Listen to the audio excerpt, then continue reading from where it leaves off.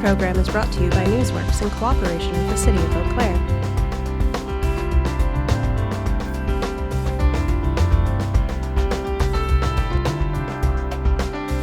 This program is simulcast on WRFP-LP 101.9 FM. The Eau Claire City Council is now in session. Please rise for the Pledge of Allegiance. I pledge allegiance to the flag of the United States of America and to the republic for which it stands, one nation, under God, indivisible, with liberty and justice for all. Madam City Clerk, please call the roll. Councilmember Anderson. Beaton. Here. Berge. Here. Christofferson. Here. Emmanuel. Here. Gregert. Here. Klinkhammer. Here. Lohr. Here. Weld. Here. Worthman. And good evening. Again, thank you to all of you that are joining us here for our public hearings and public discussion. Again, today is Monday, February 10th. And again, during our Monday meetings, the Eau Claire City Council conducts public hearings, listening sessions, and public discussion where residents in our community are invited and encouraged to ask questions and weigh in on important decisions we will be making at our legislative session either tomorrow at 4 p.m. in these chambers or in coming weeks or months ahead. We want to thank Valley Media Works for live streaming this proceeding. To those of you that can't join us here in person tonight, to watch, please visit valleymediaworks.org or visit channel 994 on Spectrum Cable. It is also simulcast at 101.9 FM. And if you wish to pull up past meetings, you can do that on YouTube under the Chippewa Valley Media Works channel. If you plan to address the council this evening, I'll briefly review the protocol. Once an agenda item is introduced, staff will present on that item, and following that presentation, council may have questions to clarify the issue. We will then open up the item for public input. Once the item is open for comment, please come forward one at a time, and when you approach, please begin by introducing yourself with your name and your address, and then begin sharing your comments. We will welcome you to speak for 5 minutes. You will see 3 lights before you. The first light is green, which will begin illuminating when you begin to speak. It will then turn yellow when you have 1 minute left. And when the light turns red, that indicates you've reached your 5 minutes, and I politely ask you to wrap up your comments. Sometimes council members will have questions for you after your comments, and so please give us a moment before leaving or stepping away from the podium. If you wish to speak on an item that is not listed on the agenda, you may do so during the public comment period at the end of the meeting. If you haven't done so yet, there is a sign-up sheet on the table at the back of the room there. And again, that would be for the comment period at the end of our meeting. Lastly, if you're not comfortable speaking at the podium, you can fill out a comment form at the table at the back of the room. And those comments are then distributed to council members ahead of our legislative meeting tomorrow night. As always, you can email or call us. Our information and contact information is on the website, as well as it is on the table at the back of the room. With that introduction, excuse me, we'll get on to our first order of business. There are 2 items scheduled for a public hearing this evening.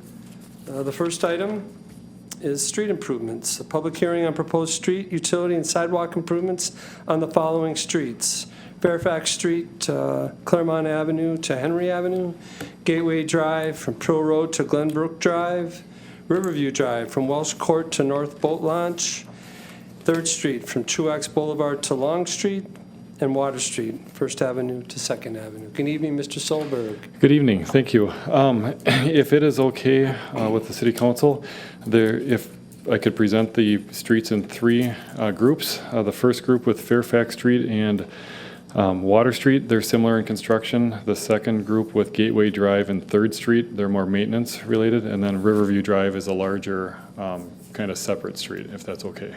Sure, okay. Thank you. Thank you. So our first 2 streets are Fairfax Street from Claremont Avenue south to Henry Street. That lies within the Arlington Heights neighborhood. The utilities with Fairfax Street date to the 1950s and 1960s. It's a collector street with the bituminous pavement dates to the 1960s and 70s. Current street width is 36 feet wide. Once you get into the straight sections, you have some tapers coming into and out of Claremont Avenue and the frontage road. But once you are on the straight stretch, it's 36 feet. It has 100% of sidewalk along the route, and the pavement condition index on a scale of 100 ranges between 43 and 55. What the project proposes for Fairfax Street is to replace the underground utilities and then replace the street to the same width that currently exists with new sidewalk and curb and gutter. It also proposes reconstructing the existing islands at Claremont Avenue if necessary with our utility tie-ins to accommodate future on-street bicycle lanes. And also an addition of a crosswalk is proposed across Fairfax Street along the south side of the Claremont Avenue frontage road. And then I'll go through the overview drawings next. But when we were looking at Fairfax Street, it starts on the south side of Eau Claire, south of Meadowview Elementary School. It ends at Hastings Way, and it's a large collector route. There are 3 schools along the route. There's a future redevelopment at the Kmart site, and there are also numerous high-density housing developments along the route. And it seemed to be a good candidate for in the future to have an on-street bicycle system. We're not reconstructing the whole stretch this time, but over the next 5 years, I would anticipate the majority of Fairfax will be reconstructed in the city of Eau Claire, and there's a portion in the town of Washington also. So one of the goals of this project was to make sure this first stretch that we have gets us set up as Fairfax is reconstructed to at least have the physical infrastructure in for on-street bike lanes when that time comes. Of note, that would require some parking restrictions in the future. So physically, we would like to accommodate it, but the parking restrictions would be something for a future council to consider. This is the south stretch of Fairfax. It's being reconstructed the same width that currently exists. Sidewalk will be replaced if there are any stretches that are long enough to be economically remain in place. They will be saved. And as you go north, that is Lexington Boulevard is the intersection on the left of the screen. And when you continue to go towards the right of the screen, which is north, you see the pedestrian crossing. We had feedback that as cars are queuing at the lights at that intersection, there are pedestrians crossing Fairfax in between lights. So what we're hoping is with a marked crosswalk and a sign accompanying it saying, please do not block crosswalk, that at a minimum it'll be a little bit safer than currently exists, although it is a fairly stressful intersection and area to cross via pedestrian methods.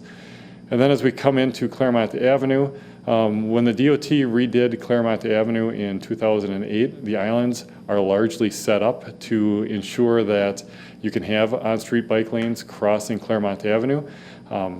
We will continue that if we have to remove islands when we're doing our utility tie-ins to make sure that this connection for on-street bike lanes would be able to continue across Claremont Avenue to Memorial High School and Hy-Vee and other points of interest from there.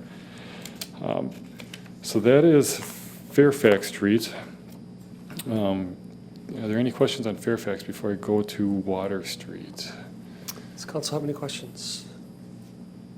Councilmember Christopherson. Thank you, President. Well, Mr. Solberg, for my own curiosity, I can see what the difficulty would be in having the light at the intersection and the crosswalk so far in, so that is this where I read that there may be a flashing light at the crosswalk location? We weren't proposing an RRFB. We will put a sign up to alert motorists not to park in it, at least when they're queuing. But this one, we weren't proposing one like we just opened on State Street. That's on our Riverview Drive project. Yeah, I can see that would be difficult. Thank you. Yeah. Any other questions in regards to Fairfax? Okay, then our next project is on Water Street. This project actually, or this stretch was brought before the council last year as a mill and fill. We were going to do just a 2-inch mill and then put 2 inches of asphalt on top of that. After it passed council, we had some concerns with a water main that our utility partners had concerns that it wouldn't last the 7 or 8 years that a mill and fill was designed to last before a significant pavement would need to be replaced. So we held off on the mill and fill project last year, brought it back as a reconstruct this year. So in this stretch of Water Street, the water main dates to 1915. This is a candidate, although there aren't lead service lines off of this line that are active. This would be in the era of lead service lines. The storm sewer in that section is from 1945. There is no sanitary sewer. So what the project this year is proposing is a utility reconstruct underneath, pavement replacement on top. Last year we were going to try to sneak bike lanes in with narrow lane width to keep the curb locations the same with the type of pavement treatment. Since it's being reconstructed, we're proposing the street to be 4 feet wider to accommodate on-street bike lanes that would be 4 feet of asphalt and 1.5 feet of concrete from the gutter, or in the areas where there isn't gutter next to the bike lanes, then it's 5 feet of asphalt. So what this project proposes is a slight widening of Water Street primarily on the eastern end of the project. And as you go towards the intersection with 2nd Avenue, the cross-section remains similar to slightly smaller along the, slightly narrower along the left side of Water Street. Currently, at the intersection of 2nd Avenue and Water Street, there's areas that are striped out on both sides with only 2 lanes of traffic in the middle. That area of buffered space remains on the north side, but on the south side, it's replaced with an on-street bike lane. So with the project, I'll go through the 2 slides for that. This is 2nd Avenue. We're proposing replacing the crosswalks, extending the on-street bike lanes that start at 1st Avenue up to 2nd Avenue. And at some point in the future, the discussion will be had on extending the bike lanes from 2nd Avenue up to, I believe it's 6th Avenue, where they pick up and they go south, or go to the west to connect the on-street bike lanes. But at least for this project, we're getting another block worth out of that. New utilities. And as we approach the 1st Avenue intersection, we're proposing a bike box for the eastbound bicycle traffic, on-street bicycle lanes each direction. The radius that's to the top, where people turning right onto Water Street from 1st Avenue, that will be reconstructed to a tighter or a shorter radius that will still allow semis and buses to go around that radius. The reason it's large like that is because the 2 streets meet at an acute angle, so they have to, that radius gets pulled back so buses don't hop the curb. And then we are also going to be proposing, similar to Garfield Avenue, a hold phase for pedestrians. So for 20 seconds, cars will stay out of the intersection and pedestrians would be able to cross, although we have higher safety at this location or lower crash rates than we have had on the other intersection we proposed that on Garfield on State Street. We presented this to BPAC, the Bicycle Pedestrian Advisory.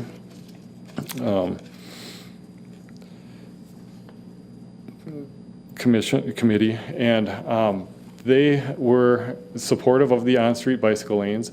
They had requested a consideration for a scatter intersection, which a scatter intersection is something where you hold traffic out of the intersection, and when the lights are red, you can go all directions.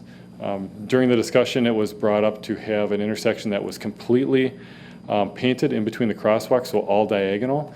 That there are no instances that I could find worldwide with the configurations that I was able to find from very few in the United States and Los Angeles, and then Canada and overseas, typically marks the routes with a cross on this. They're fairly rare, but the premise is you don't have to cross Water Street and then cross 1st Avenue to get diagonal, you would cross diagonally right from Water Street to the east side of First Avenue when you have that hold phase.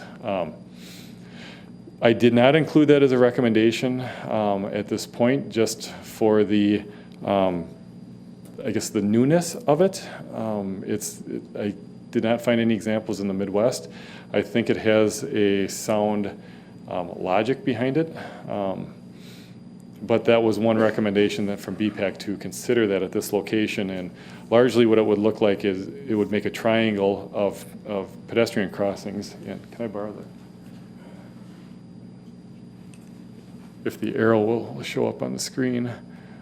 So it would include a diagonal crossing over here if that's something the council would like to pursue.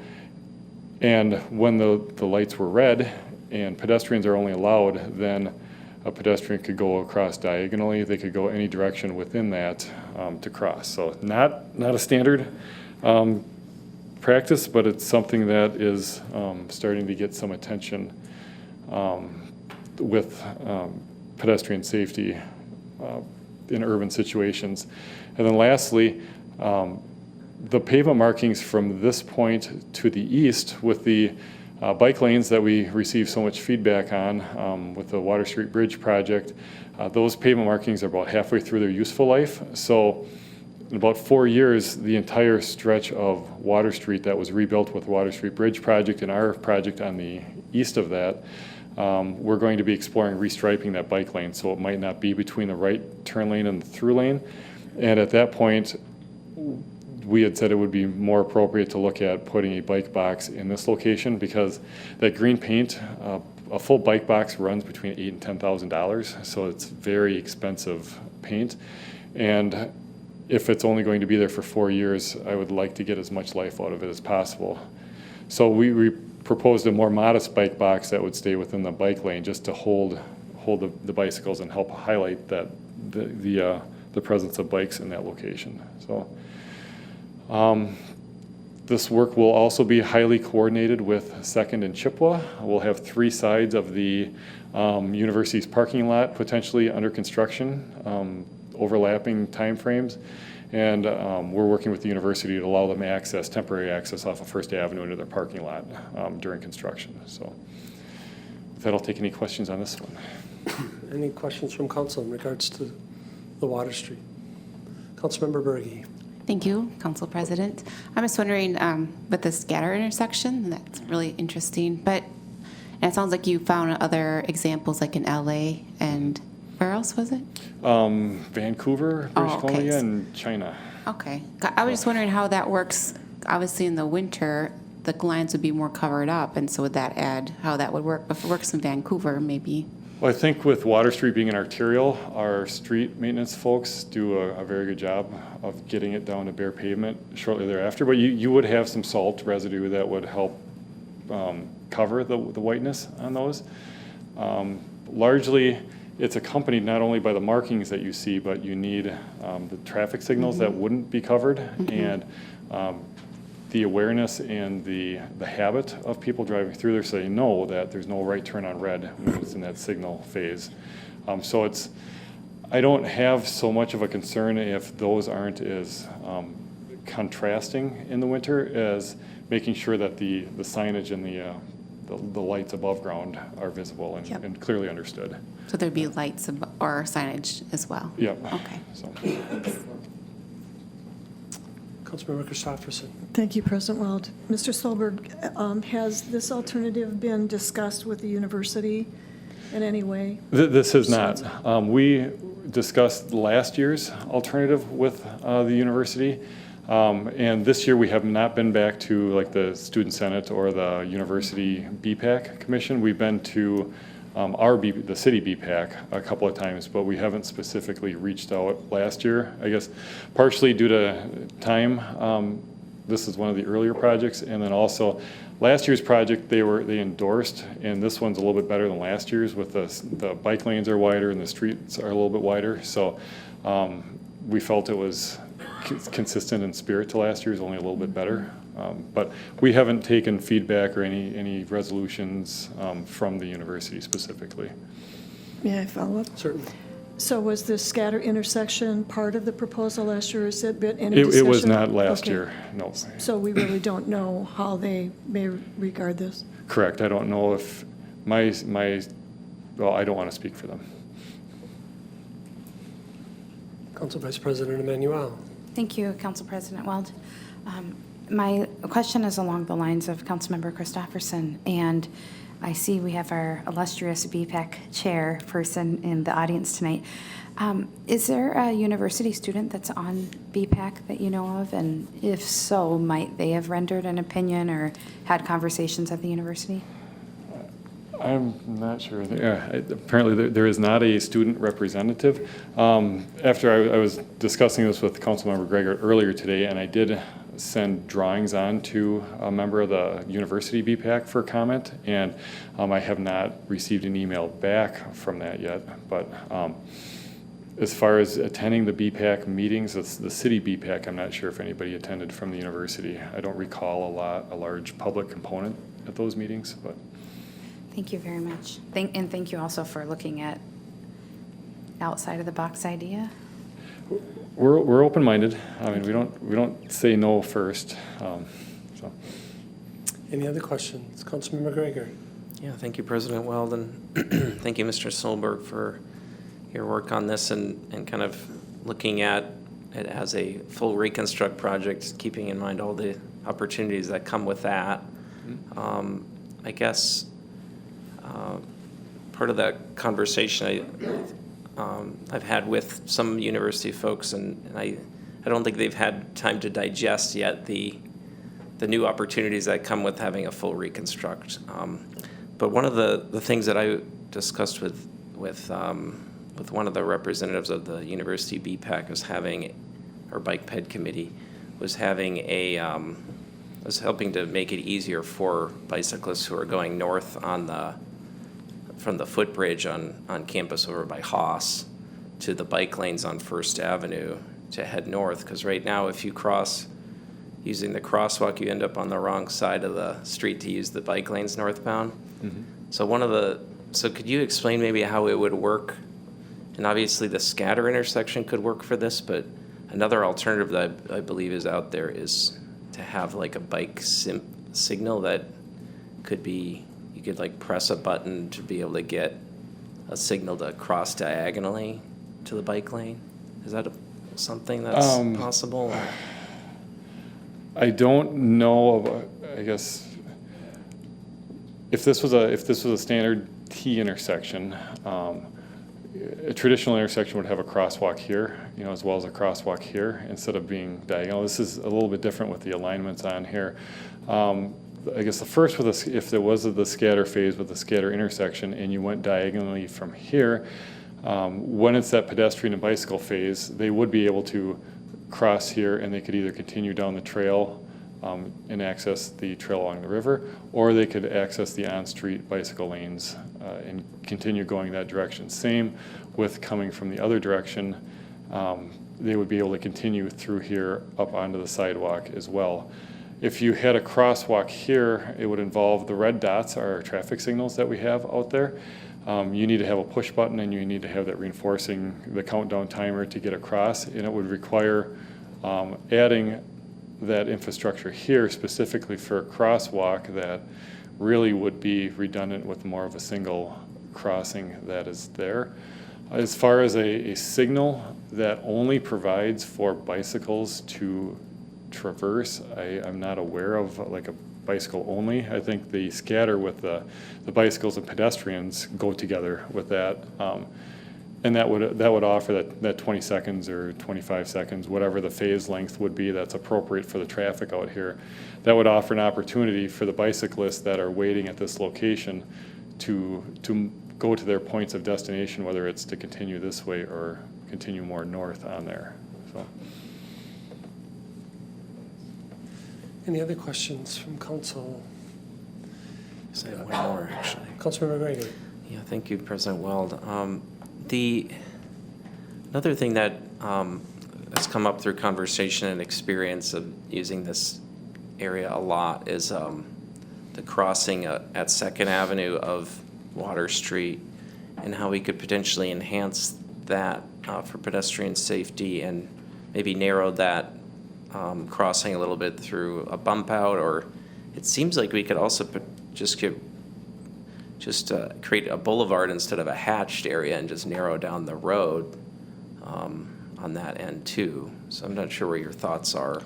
So currently at this intersection, there's a hatched area on the north and there's a hatched area on the south, and there are lanes of traffic that drive in between, one each direction, and you have turn lanes.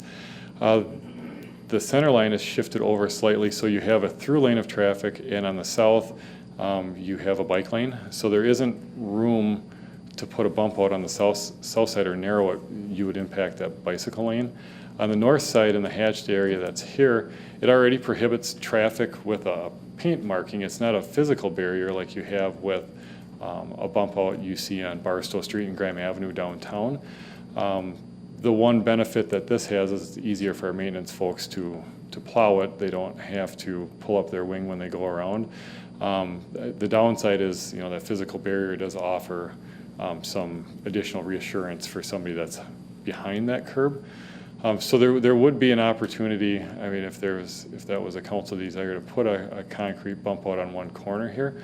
But you're limited in width to maybe 6 feet or so without getting into the area that has your bike lane in there. Because just as a follow-up to that, so rather than having the hatched area, couldn't we just have like a boulevard though, and then have the street be narrower? I guess I'm just not understanding why we have the hatched area at all. You could have the curb line follow that. Yeah. And it would be straight. That would be, then you just have more grass in between. That's an option. Because I too. figure that narrows the crossing just as much. Mhm. But The only thing that does is if there would be a desire at some point in the future to have a right turn lane, 10, 15, 20 years, you'd be removing the curb. I don't know. I think it was a conscious effort to remove that in the past. We're not proposing that at this time. So that's really the only drawback. But yeah, that curb line could definitely be moved out and grass or something in there, or wider bike lane. Councilmember Christopherson. Thank you, President Weld. Mr. Solberg, just following Mr. Greger's questions, in future road construction as you proceed down Water Street, I'm wondering about that pedestrian refuge as opposed to narrowing the street. Is there potential to have a pedestrian refuge on the other side of that intersection? The other side of the intersection in the future, I think the discussion is going to be, do we get rid of that two-way left turn lane, and do you replace that with bike lanes on the outside? That block is now developed with the Mogensen Asmussen building, so you don't have as many left turns. So that would be one way to further those on-street bike lanes, at least down to Third, is if the center line is in the middle of the street where you see the white arrow, instead of the lanes being off to the side, and traffic goes in a more traditional fashion. So we're eyeing up as we go through with Water Street and planning to have the discussion with the bicycling community and the bid down there to see how, what the appetite is to connect that, because I think there's a strong case to be had to connect State Street with Menominee Street, especially when Sonoteg goes through with an on-street bike lane that helps link all of the university's asset on that. So that wasn't part of this project, but it is something we're looking at. Any other questions from council? I just have one. Any pedestrian counts or studies done on that intersection to see if there's the number of people heading? We didn't do any pedestrian counts like we had on State Street where we sat at the intersections where we were changing. We proposed at State Street to remarket, or not State Street, at Second, to remarket largely the way it was. We did pull some traffic data to see if there was anything that was alarming, and there wasn't an alarming pedestrian trend with it. But as far as, at least at Second, with which direction is going. Yeah, I guess I was referring to the Water Street and First intersection. Oh, Water Street and First. We do have numbers. I can't quote them off the top of my head, if there's 30 or 40, but with the students, I know with working with the university on this intersection and also on State Street, the platooning and the safety concerns they have about pedestrians crossing with the signals, they're very comfortable with the way the signals are holding the traffic back. Much more comfortable with this intersection when we were talking about Garfield, because there were crashes at Garfield with pedestrians. So that's one reason why we're pretty happy with the existing signal functioning. And as long as the existing format is working well and we don't have a crash problem, it gives me a little bit more comfort with trying something a little bit outside of the box, or not a square crossing, but a V crossing in here. So, yeah. Okay, thank you. Any other questions? Oh, Council Vice President Emmanuel. Thank you, Council President Weld. Just a follow-up that I had on, when thinking about high traffic counts, I don't mean this in a funny way, although it might seem funny. I would imagine 40 minutes to the hour, 45 minutes to the hour, right before people have to get, their bottoms in the seat at 8 a.m., 9 a.m., 10 a.m., is when there is a significant amount of traffic there. I'm wondering, in the kind of alternative idea that you're introducing to council, have you looked at the research, or do we have research that shows with a high amount of concentration of people, that's not necessarily evenly distributed throughout the day, it's going to be like major pockets during those early morning times, if that helps safety, if it impedes safety? Do we know what that means? Are you referring to, like, if we have frustrated motorists that are waiting because of that signal, or? Nope, I think really truly, you could have, 75 people per light turning color who are on their way to class to go over the bridge. So just having such a conglomeration of people. It definitely helps with the platooning now. Everybody is waiting for the lights to change.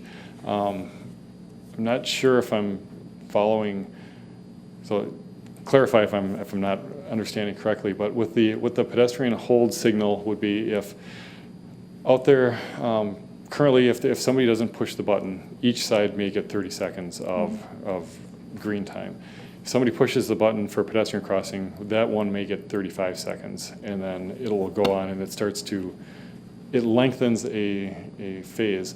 So if you have a pedestrian-only phase that goes in there, then they don't get lengthened for those individual crossings. It's lumped into one unit. So to say if there's a 30-second pedestrian-only phase, it doesn't slow traffic down by 30 seconds. It may only slow it down by 15, because it takes a little bit out of each leg of the equation, I guess, to put in there. So I think during those busy times, traffic will be a little bit more congested. You may have to wait a little bit longer, but I don't know.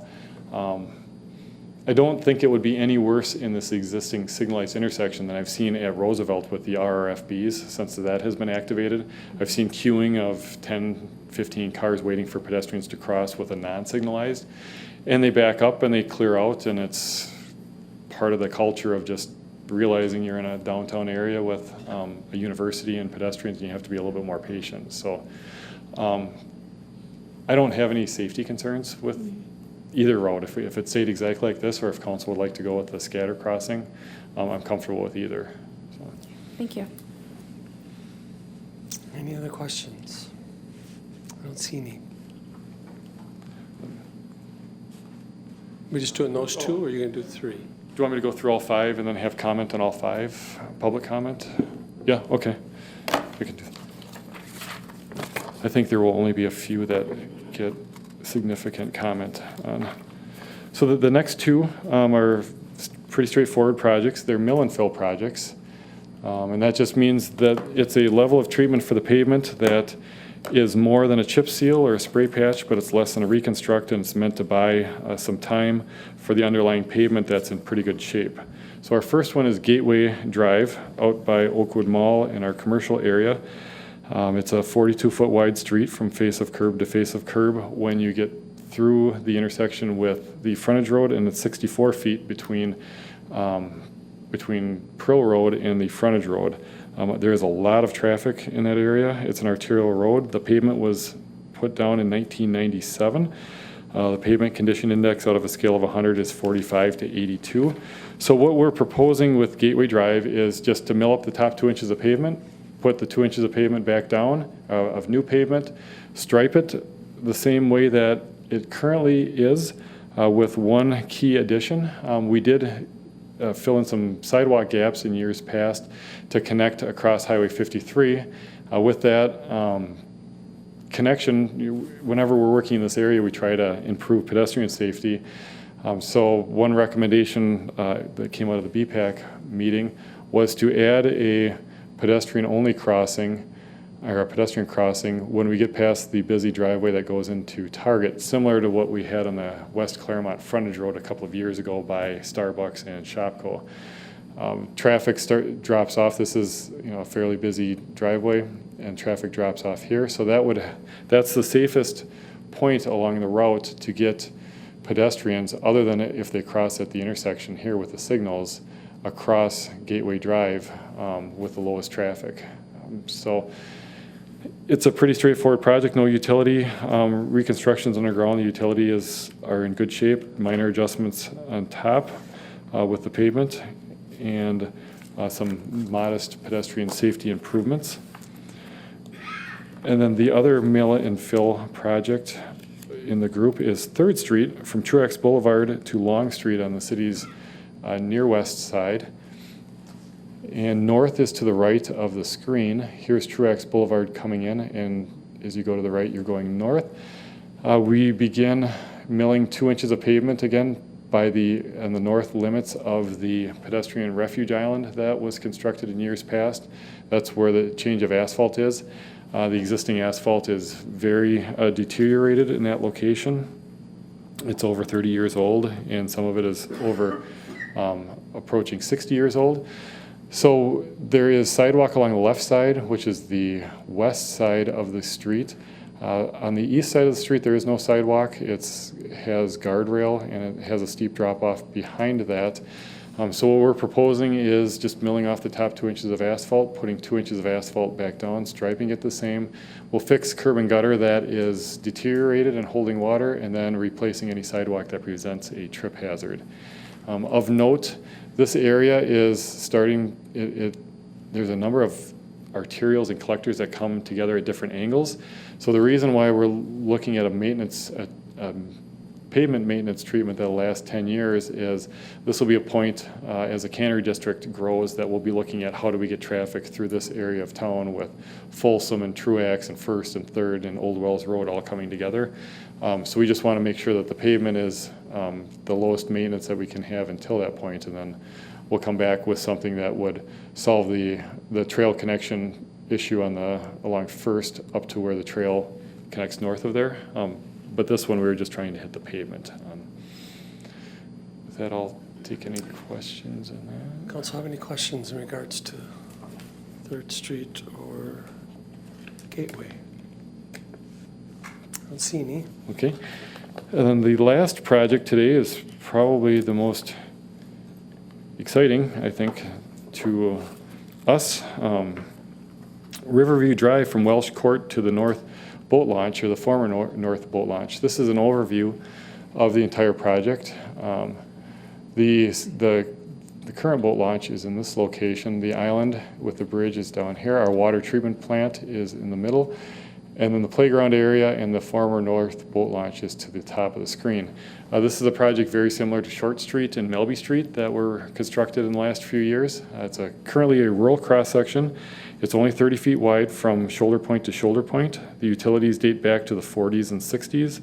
The pavement was placed in 1985. The condition index of the pavement is between 50 and 72 out of a scale of 100. And there is no curb and gutter. So what the project is proposing is starting at Welsh Court and Marquette on the south, going through Riverview Park, and there's a small part of the residential neighborhood on the south side, extending a sidewalk along the left, which is the south and west side of Riverview Drive, and a trail along a 10-foot wide trail along the north and east side of Riverview Drive. Reconstructing the cross-section to a width of 34 feet from face of curb to face of curb, which is wide enough at some point in the future to have a lane of traffic each direction and on-street bike lanes if the neighborhood to the north is connected via on-street bike lanes to the neighborhood to the south and then further down to the north crossing. We're not proposing striping the bike lanes at this time, but want to make sure the physical infrastructure is there. With the park that's there, we're estimating the majority of the bicycle use would be more recreational and the trail would suffice, even though there is room on the street for on-street bicycling as well. From the south gravel parking lot, there's an aggregate parking lot here along the water treatment plant up to the auxiliary parking lot for the boat launch. There is on-street parking proposed on the east and north side of Riverview Drive. It would add between 35 and 40 on-street parking spots for a passenger vehicle to help when there are races and so forth. And there are a couple of pedestrian crossings that will have enhanced signage. And we are proposing at the pedestrian crossing from the trail over to the playground an RRFB in this location, which are the flashing lights that you see on Farwell Street by Park Tower Apartments, Harding Avenue, and Riverview Drive. We didn't, not Riverview, Roosevelt Avenue. We did not propose RRFBs at every crossing because they are about $10,000 per installation, so we try to use them sparingly. So I'll go through the project from the south limit through the north. This is Welsh Court, curb and gutter and sidewalk along the houses, and then once we get through the residential part of the project into the more rural and city-owned park, we flare out from a 5-foot sidewalk to a 10-foot trail. We don't receive positive feedback from residences with a widened sidewalk, mostly due to snow removal of those. So for that purpose, we've shown this as 5-foot sidewalk through here and then the trail. And as you proceed north and west, you have a trail and the sidewalk separated with a boulevard from traffic. And as you approach the first gravel parking area, you notice the on-street bike or the on-street parking developed to the right, and then you still have room for the on-street bike lanes in between the parked cars and traffic. A bump out halfway between, there's 2 parking areas and just a traffic calming bump out between the two, similar to what we had on Forest Street that was constructed this last year. Room for a bike lane each direction, northbound and southbound on the cross section. And then more on-street parking. As we approach the trail, it goes into the well field, the auxiliary parking for the boat launch, and here's the parking lot for the boat launch across. Continuing past the boat launch, it's a uniform cross-section without on-street parking. As we continue north to the south access to the north pavilion area and the playground, where the cross-section for the street is very tight in this location. It would require a lot of fill to have the sidewalk through here and tree removal. So we brought the sidewalk into the playground area and kept the multi-use trail along the north and east side. And at this location is where we were proposing an RRFB with the playground and the higher probability of usage that it would be a better bang for the buck. And then the project ends just short of the access to the pavilion parking lot. So there will be a detour, but this pavilion would be able to be used during construction and parking would be provided here. Next year, there will be a project that starts here and goes through the neighborhood to the north, and then it swings to the east towards the airport. That neighborhood does not have sidewalk or curb and gutter. And with the discussion with the neighborhood and the council at that time, if sidewalks are included in that project, they would continue this trail, presumably, with either a trail or a sidewalk cross-section, and or the sidewalk would then continue as well. So,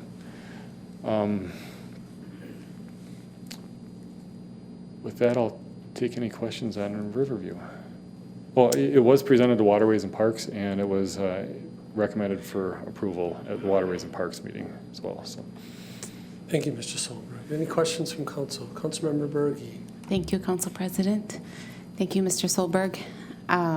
I was just at the Airport Neighborhood Association right before this meeting tonight, and we were talking about this, and they had a question, if I could relate to you. They were wondering about the air show, and if this would be, because it kind of shuts down their neighborhood with the detour, and it's just making sure that's on your radar. Right now, it's looking like this project will start towards the end of June. I know the air show, we have holdover projects from Albie and Eddie from Yeah. last year that we have to make sure, and I believe the air show is around the 10th or 12th The of June. 13th and 14th of June. So this one, we're eyeing the end of June, early July. Our community services department is looking for reservations to make sure reservations are not accepted for parts of the park where we have to send out. So I don't expect this to be under construction during the air show, but it will impact the park usage through the late summer and fall. There, so, Okay, thanks. yep. Councilmember Christopherson. Thank you, President Weld. Mr. Solberg, it may have been in the information, but I don't recall. What is the construction medium for that all-purpose trail? Is it going to be concrete as a sidewalk, or is it going to turn into other material? We would propose this in a rural area to be an asphalt trail on there. The sidewalk is concrete, and then when we're in the downtown area, we typically go with concrete, and then when we're in the outer lying areas like the High Bridge Trail, it's more asphalt. So. And then as a follow-up, when you said that residences were concerned about the width of the sidewalk because of their maintenance, the trail then becomes the city's responsibility to maintain? Clear? Correct. This trail and sidewalk is predominantly city-owned lands, but the sidewalk, when you're in town, is a city, a city property's responsibility. So these ones here.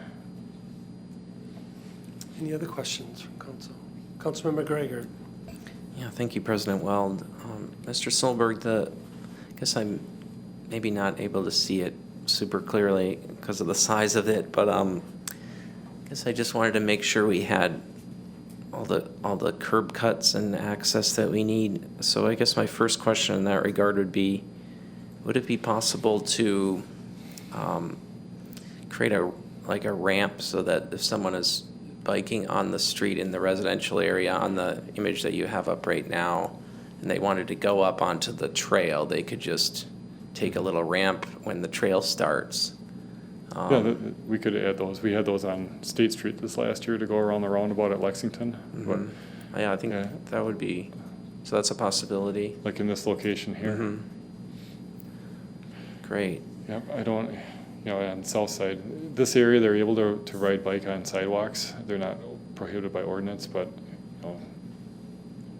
I guess, yeah. Okay, and then I guess another question, if you go down further to, I believe it would be the entrance to Riverview Island Park Pavilion, and that's it right there is my understanding. Is there gonna be a curb cut and crosswalk so that people could go to the trail from there? It doesn't appear to show that. We didn't have one included. It would be one that we certainly could include. We have one at the boat launch, just up from there, but Okay. not, let's see, going the wrong direction here. Not at that location.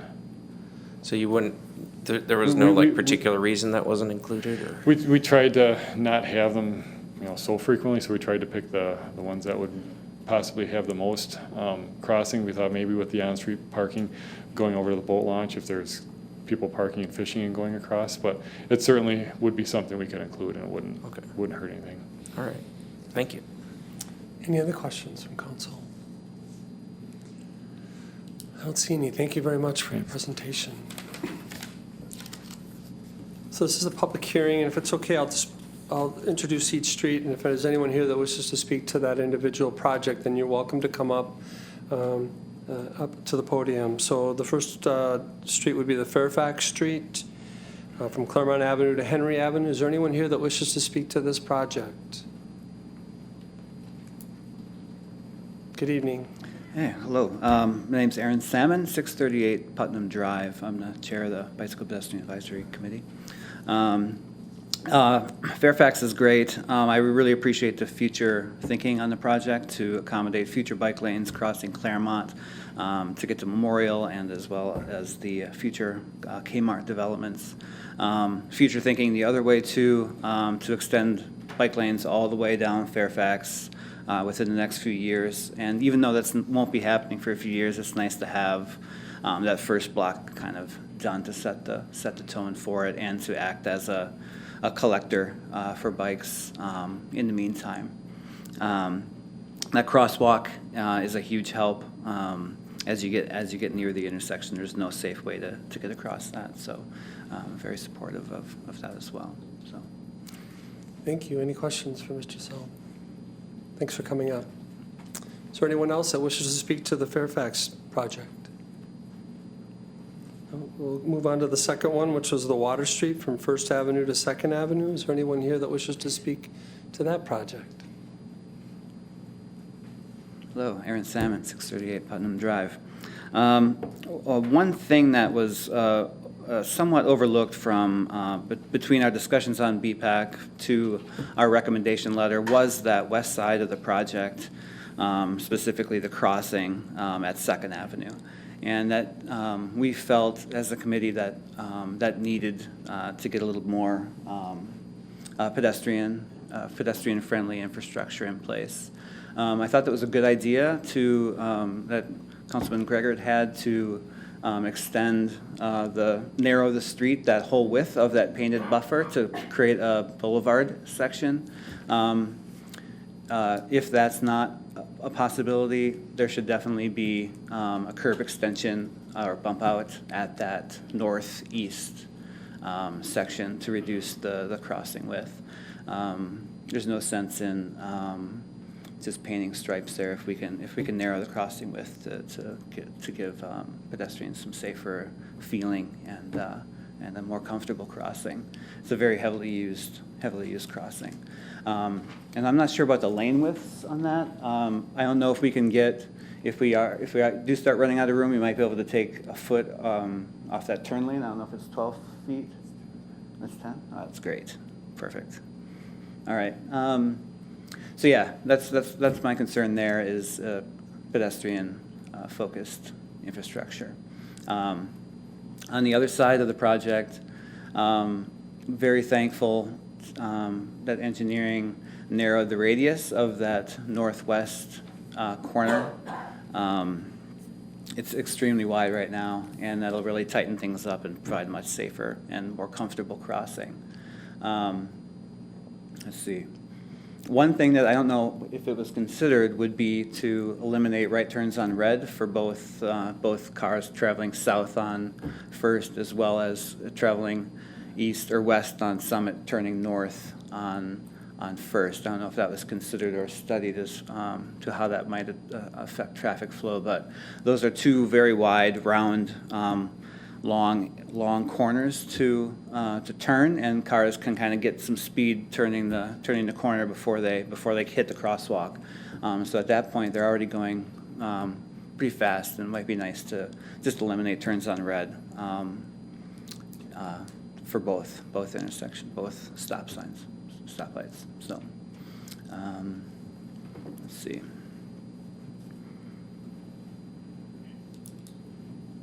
Yeah. Any questions? Councilmember Gregor. Yeah, thank you, President Weldon. Thank you, Mr. Salmon, for being here tonight, and also all your work on this and BPAC as well. I don't know if you could speak a bit more to what you're thinking as far as the scattered intersection and what the dialogue may be with the university. So this idea of like a V crossing that Mr. Solberg talked about, does that sound like what you were looking for in your recommendation from BPAC's perspective? Yeah, that was our thinking is eliminate unnecessary crossings. A lot of students will, or a percentage of students will have to cross the street twice just to get to the university campus, and it would eliminate some of those. Another bonus of the scatter phase would be, by default, it would eliminate right turns on red. They would be prohibited. So that gets back to that point of that being a plus for safety in that intersection.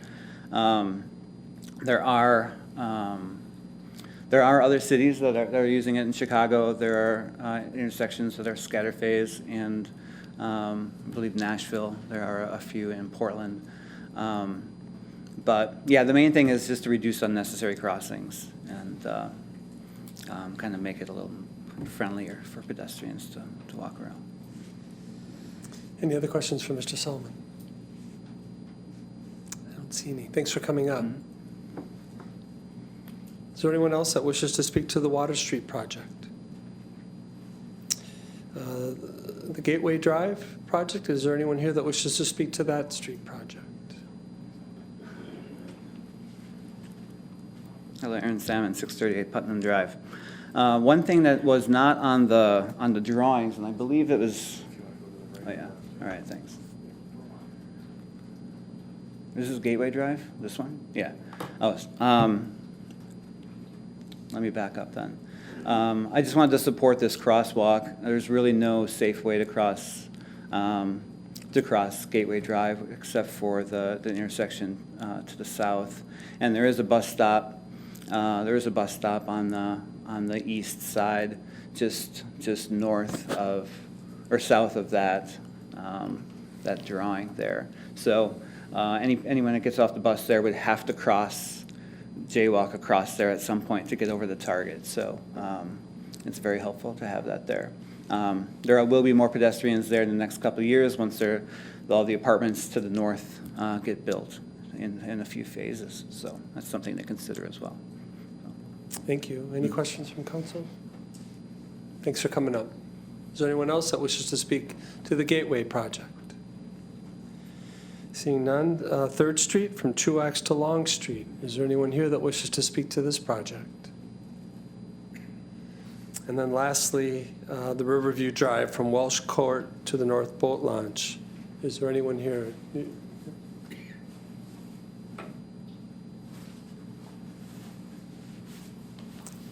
Good evening. Good evening. My name's Tom Field, 2620 Riverview Drive. I was given the city assessment papers when they send them out. I actually have an address on Riverview Drive, but I do not own any property on Riverview Drive. I'm landlocked. My thinking is I don't own property, I shouldn't pay less assessment. I have an easement. My property is probably 150 feet off of Riverview Drive, and I have an easement on the city land for a driveway, so that's my access, but I do not own any property on it. And, I'm wondering, it's a city property. If say my neighbor owned that land and I had an easement with him, I believe you would be charging him for that land, not me. So there's no city policy on this. I was informed tonight, so probably in the future, this is probably the first time it's ever come up. Sure. And what I would probably recommend is just getting together with Mr. Solberg, if that's okay. After the meeting, maybe you can trade contact information in regards to your question.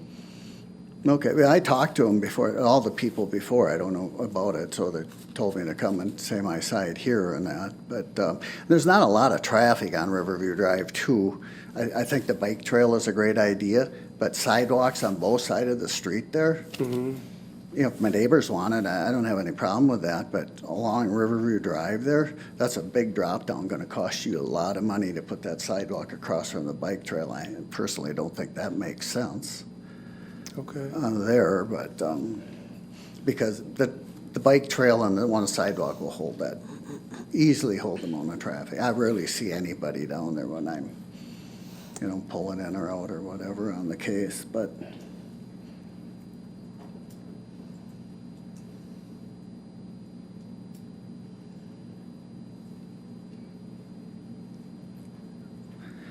Okay, that's all I had, I guess. Is that all your questions? I just, I don't know how you guys will decide that, but I don't even know if it would be legal to charge me because I have no property on Riverview Drive. I mean, my sewer and water don't go through Riverview Drive. It's just a driveway. Sure. I have a question. Good to see you, Councilmember Beaton. Hi, thank you for coming tonight. I'm just trying to understand, like, get a picture of what the properties actually look like. I don't suppose we have like a plat map available? I don't know if, I don't even know if I had a way that I could show that. This one I can show it on, but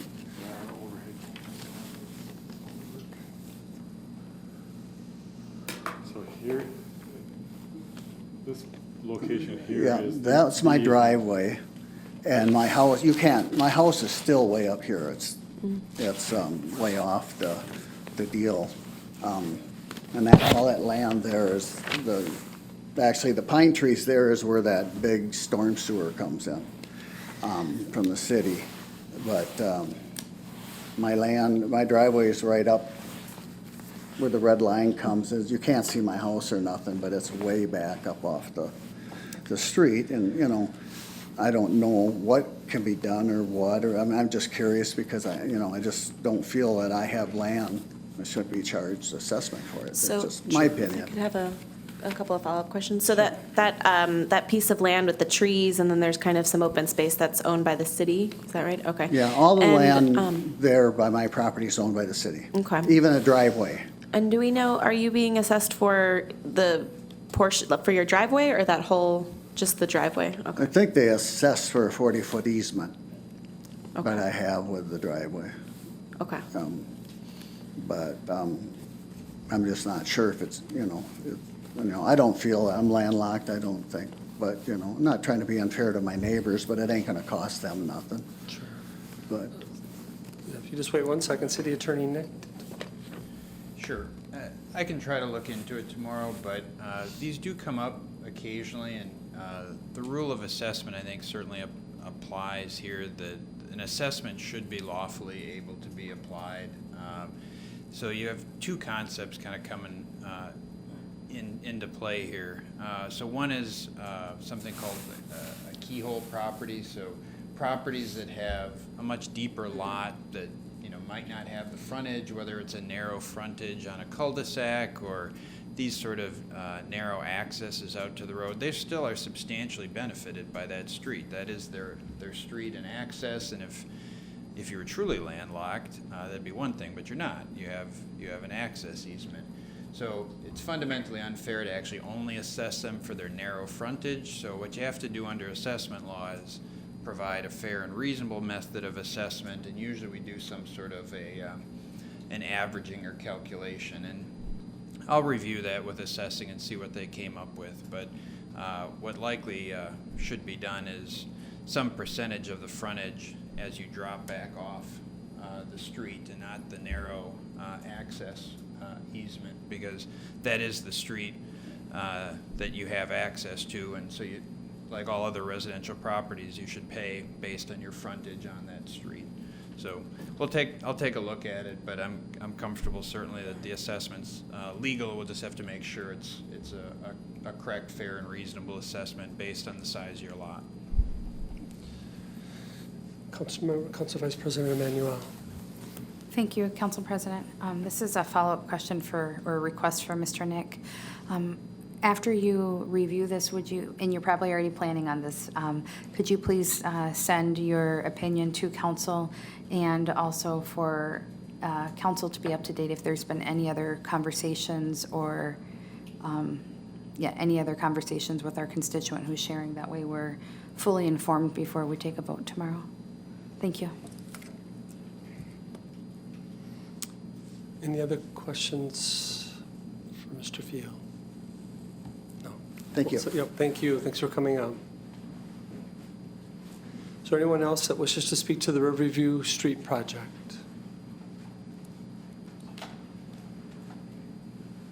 Hello, Aaron Salmon, 638 Putnam Drive. One thing that I think was omitted on this drawing here is the crosswalk, the crossing Riverview Drive on that side there. Correct. Yeah. Okay. Just wanted to make sure that there's a crosswalk there, because the tunnel connection is on that west side. So if you come out of that tunnel, you're going to want to the cross-country kids are going to want to probably run on the trail, so they're going to want to cross Riverview Drive there. So we felt that on VPAC that crosswalk was fairly important. But the rest of the project's great. Councilman McGregor. Yeah, thank you, President Weld. So, Mr. Salmon, just to clarify the location of that crosswalk, would that be where the trail begins on the south end of the project as it becomes residential, basically what we're seeing Yeah, right the now? very, right here. Oh, right there, okay. Yeah, right here. Because the tunnel is over here. Mhm. So. What would you think about having a crossing at where the trail starts instead, or?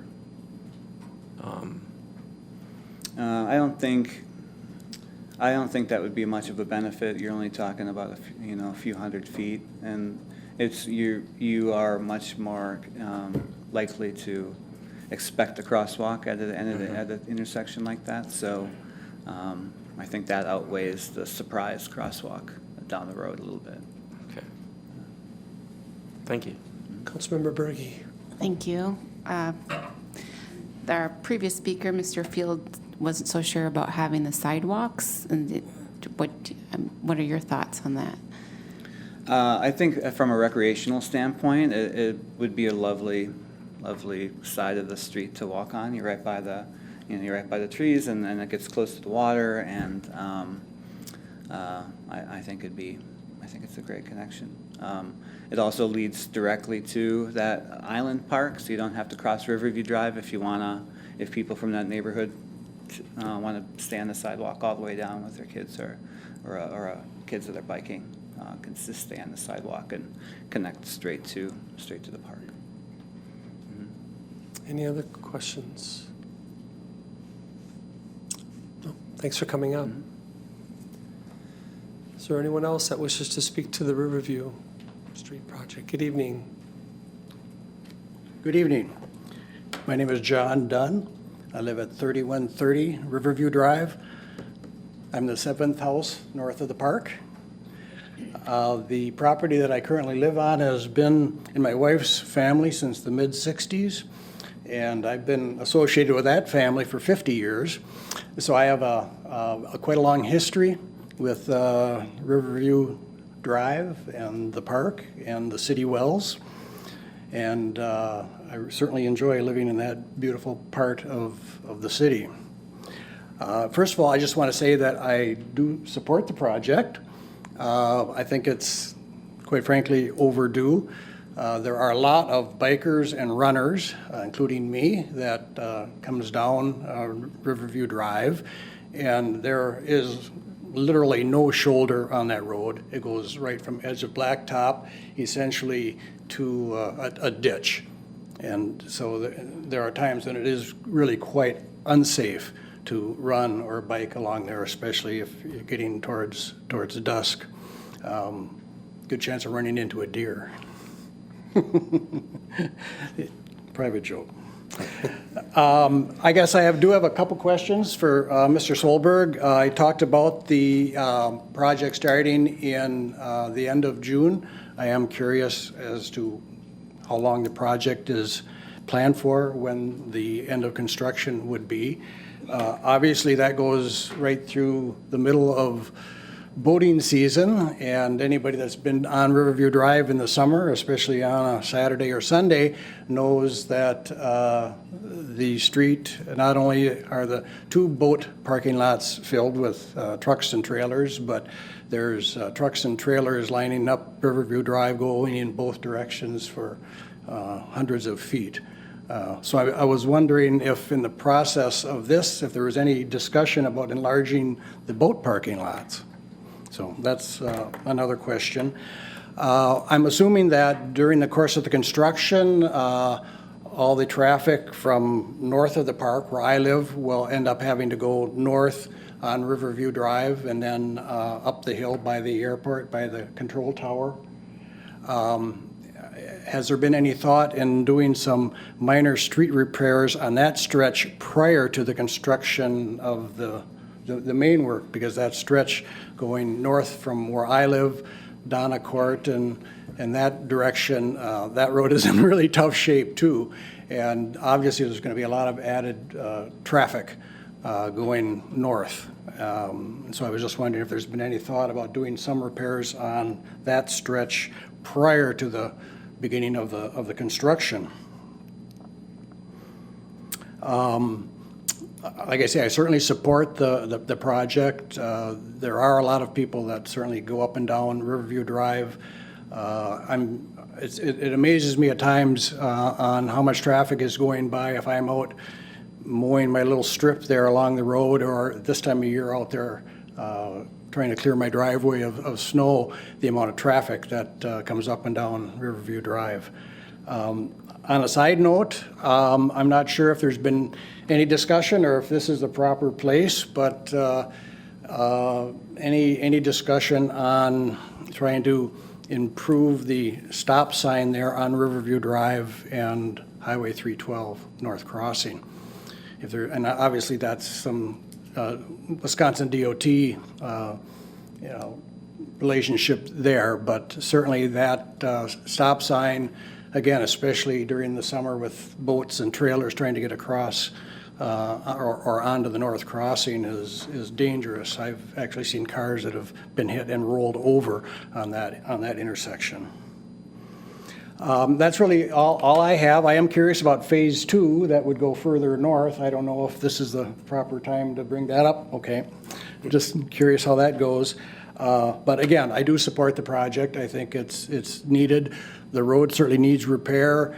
That one curve is actually literally banked the wrong way. So this time of the year, when you're going around that one slight left-hand curve, instead of being banked to the left, it's almost banked to the right where it pulls you into the ditch. And again, there's been a number of cars every winter that ends up in the ditch on the right-hand side, heading towards one of the telephone poles. So anyway, I'm certainly in favor of that kind of work going on Riverview. Mr. Dunn, a couple things, and then we'll have Mr. Solberg come up and answer your questions, but I just want to see if council has any questions for you. Any questions from council? No? Thank you for your time. Yeah, thanks for coming on. Mr. Solberg. First, our construction season almost directly corresponds with our boating season. So it will be under construction from, say, the end of June until out into November. We are planning to work with our community services. The boat launch will be out of commission during that period of time. There are no plans for the north boat launch to be reactivated, and we're going to encourage people to use the boat launch at Mount Simon to access Dells Pond. Let's see. That was 2 is schedule. There's no plans to expand the boat launch with that. The detour route will include Airport Road to Riverview Drive. We've done those in the years past in anticipation for the detour route for this stretch and that stretch north of here. Any repairs, I think he asked in regards Oh, and then, yeah, all of our repairs. I know Riverview, we have, over the last several years in working with the Eau Claire Marathon, it's always an area that's kind of rough and there are repairs made. So we'll work with our community services to make sure that the detour route is acceptable to pass. And if we don't have the ability to do it in-house, which I'm almost certain that we do, oftentimes it's not uncommon to have the contractor put some patches out right before construction begins also. So we'll ensure that the detour route, it's not certainly going to be a new road. That stretch is the worst stretch of Riverview Drive. We had planned to do a project on that in years past, but the utilities are in bad shape underneath, so that's a full reconstruct. And like Mr. Dunn had said, that will be an interesting discussion with that neighborhood. I anticipate very similar to the discussion we had with the Keith and Taft neighborhood, where there's no sidewalk, and it'll be a pretty heavy public involvement process prior to that next year. So. I think just the intersection there on 312. Yeah, so the DOT has looked at that intersection. As recently as a year ago, they've sent it down to Madison. It hasn't met the criteria necessary for traffic signals. But anytime that there's a crash there, DOT does revisit it and then send it down to Madison. There's a pretty rigid set of criteria that's needed to be met before they'll signalize an intersection. And that intersection isn't at that level yet where they will get approval out of Madison to do that. So it's on their radar. It just hasn't it hasn't met the criteria to this point. Mr. Dunn, did we get them all answered? My only question is, they've got stoplights on I'm the going to other have you side. come up if that's Okay, okay. I'm sorry. You know, there are stoplights on the other side of the river there on Old Wells Road. And if you go to the north of that intersection, it's a cul-de-sac. You know, it's a dead-end road.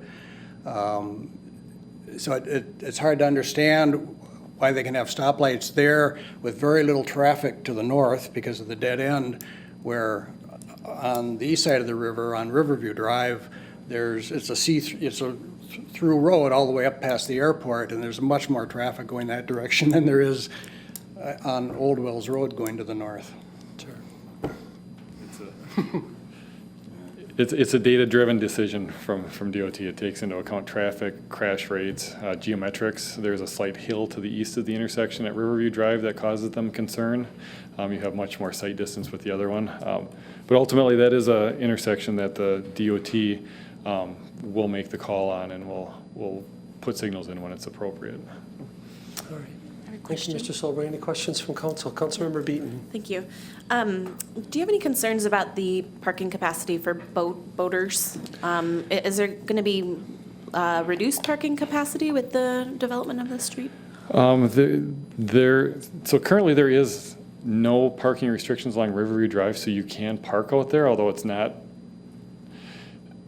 you're parking in the travel lane. So we try to provide a little extra, and we worked with our community services folks. The bigger concern were cross-country races and having people park out there for the cross-country races. So we feel that those parking lanes are appropriate. If something were to change between now and when we start construction, there is room when you get north of the water treatment plant to add some additional ones. If you add them onto the west side where the park is, then it does get even more expensive than adding a little bit for the sidewalk, because you're adding 8 feet and then the sidewalk, and it gets pretty steep out there. So we tried to get as many as we could in there. I suppose opening weekend of fishing season or a really hot day in the summer, people may have to park their boats, their trailers in the north pavilion parking lot that used to be the boat landing and walk down there. But I think for the majority of the times we'll be okay. So. Any other questions? I haven't seen any. Thank you very much. Is there anyone else that wishes to speak to the Riverview Street project? Seeing none, we'll go on to agenda item number 2, which is a public hearing on an ordinance rezoning a property located at West Princeton Avenue from R1 to P Public, and to adopt a general development plan with site plan for a park with site improvements. Good evening, Mr. Allen. Good evening, Council President Weld and members of the council. Before you this evening is a request to approve rezoning of property along West Princeton Avenue. It's currently zoned R1, single-family residential. Request is to rezone it to P Public, as well as to adopt the general development plan and site plan for a park.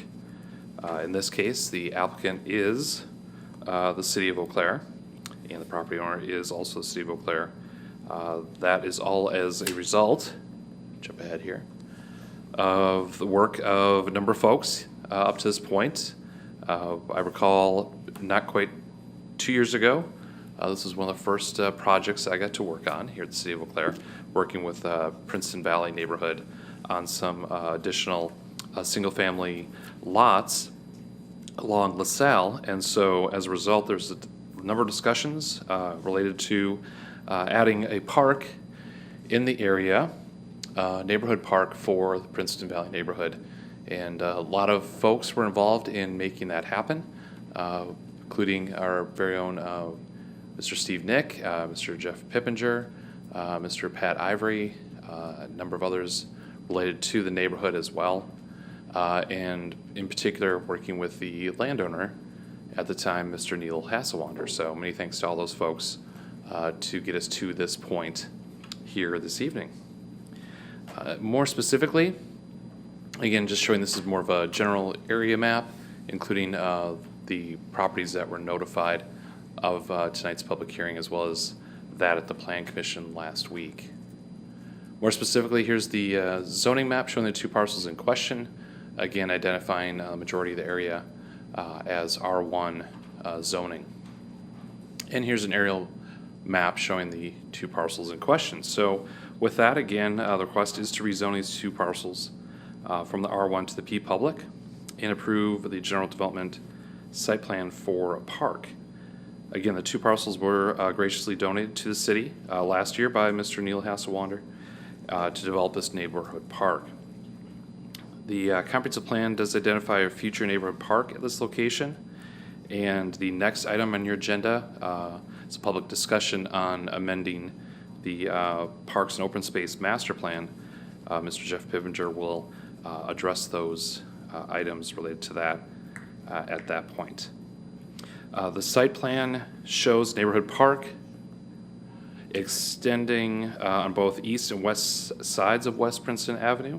The eastern parcel includes a soft surface play area with some playground apparatus, a small pavilion shade structure with tables, basketball court, benches, and other amenities. The western parcel includes a second small shade structure with tables. Both parcels are connected by a trail system that extends further to the west and to the east. This shows a little bit more specifically in this general area.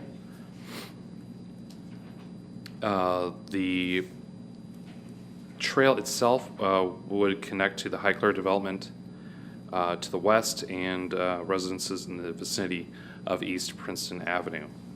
And again, the city has been working with the Princeton Valley Neighborhood Association regarding the development of this concept plan you see here. Neighborhood has recommended approval of the plan.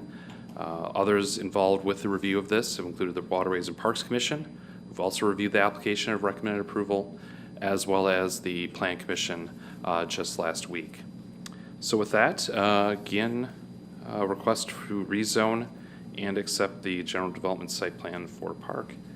And I'll stand for any questions. Any questions for Mr. Allen? Councilmember Berge. Thank you, Council President. Thank you, Mr. Allen. This is very exciting.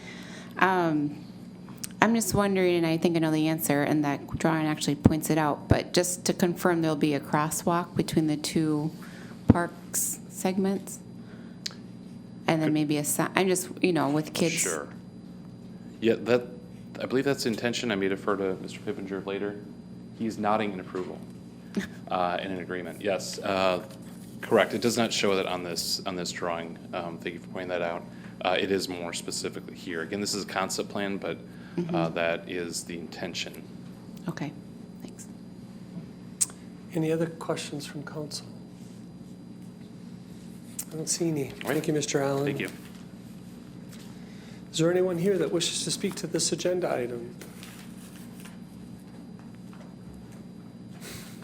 Again, I'll ask if there's anyone here that wishes to speak to this agenda item.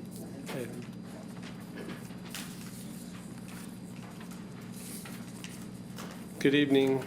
Good evening. Julie O'Brien, 2975 West Princeton Avenue. And I should come up here because I want to say thank you to everybody on getting this forward.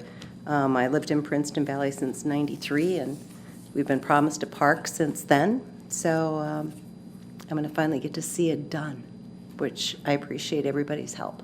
So thank you all. And I support it. Any questions from council? Thanks for coming up. Is there anyone else that wishes to speak to this agenda item? Seeing none, we'll move on to the public discussion.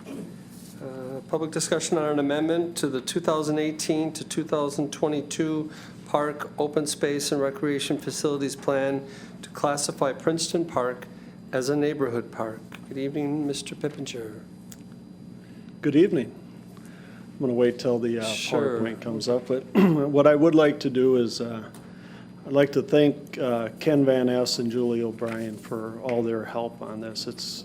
It wouldn't have been as successful as it is without their help. So a little bit on the amending of the Parks, Open Space, and Recreational Facility Plan. To remind everybody, for some of the new council members, it's a 5-year plan. We use this plan for the planning of our capital improvement projects for our parks, open spaces, and recreational facilities. It's, we're looking at this neighborhood park and classifying it as a neighborhood park because essentially, as we talked before, we have several different classes of parks: community parks, urban parks, special areas. You've heard that before, and certainly a neighborhood park. And this is an appropriate area to have a neighborhood park. And the other usefulness of the plan is that it does give us the ability to apply for state and federal grant money when doing planning processes. As Mr. Allen mentioned, this was mentioned in our comprehensive plan. That little highlighted area, number 62, it's hard to see. If I had the overhead here, I could be able to narrow in on that, but that's the area of the Princeton Area Neighborhood Park. Again, this is the site. A lot of these maps that Mr. Allen I have too, but this was a land donation by Mr. Hazawander that made this possible. A little bit more specific on the area. It's the one thing as we looked at the concept plan, we looked at the eastern part of the park to be more of an active area, and on the western part of the park is more of a passive area. So it's a little bit of separation connected by a trail. But I think that's what's unique about this area. You've got two different areas that you can enjoy in a neighborhood park. And being respectful of the green area too, because to me, that's what makes a park. That's the difference between a park and an amusement park. Amusement park, you got a lot of concrete and a bunch of stuff, to play on. This is a neighborhood park, so we want to make sure we keep some of the green space. Waterways and Parks Commission, Plan Commission, and also the Princeton Area Neighborhood Association all recommend approval of this. And with that, I'd be happy to answer any questions. Councilmember Christopherson. Thank you, President Weld. Thank you, Mr. Pippinger, for the information. I wonder if you would, this may not be within the purview of what you're prepared to talk about, but I wonder if you would talk about the connection to the trails that are planned to connect this to surrounding neighborhoods. Sure. So part of the developers agreement that we had with Mr. Hazawander is that we would have a trail system that would connect from the East Princeton Avenue area up to where the park area is, and then we would connect it essentially from the Gooder Avenue, or where the parking lot is. We would go behind that area and make that connection to the High Clare area.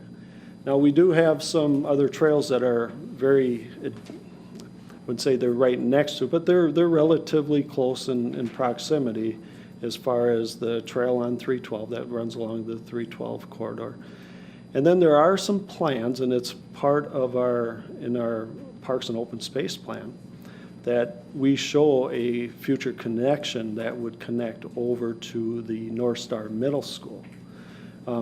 That's a few years down the road, but we have that plan that there would be that connection. So that'd be something future.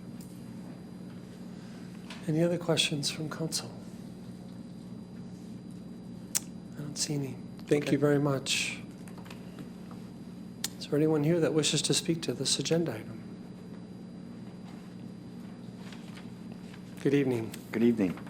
My name's Ken Van Ness. I live at 2603 Yorktown Court, and I missed a meeting and became the president of the Neighborhood Association. This has been a long project, and what I brought here tonight was going back to, there's not a date on it, but I think it goes back to 1985 or 1986, and it shows a plan for a playground at Princeton Valley on this exact site.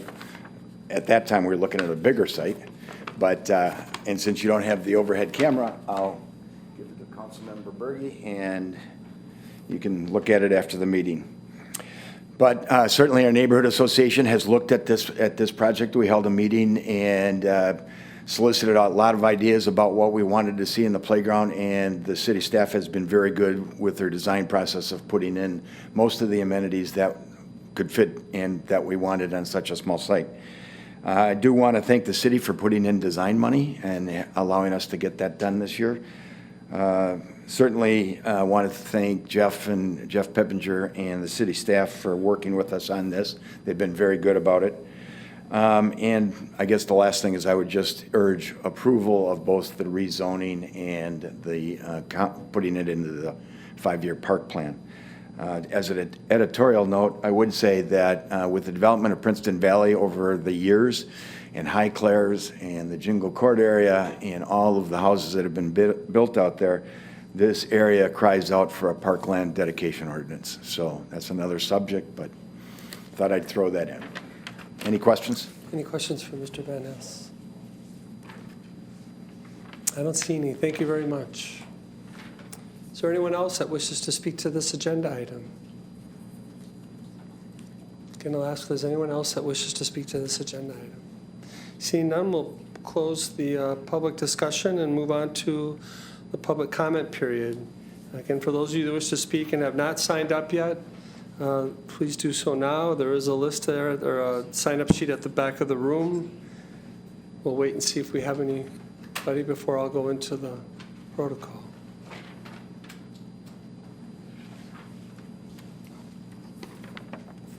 No? Was there anyone that hoped to speak at the public commentary but didn't sign up? All right, then. With that, we will not have any public commentary time then, and we will bring to a close our meeting. And want to thank those of you that have joined us here tonight, and I appreciate your input. And hopefully we see you tomorrow for the legislative session. On a motion by Councilmember Berge and seconded by Councilmember Lohr, the City Council may go into closed session. The Eau Claire City Council meeting will return in a moment. Newsworks is made possible by continuing community support. If you would like to volunteer or make a donation, please contact us via phone at 715-839-5067 or online at valleymediaworks.org. This program is simulcast on WRFP-LP 101.9 FM. We now return you to the Eau Claire City Council meeting. The Eau Claire City Council is now in session. Please rise for the Pledge of Allegiance. I pledge allegiance to the flag of the United States of America and to the republic for which it stands, one nation, under God, indivisible, with liberty and justice for all.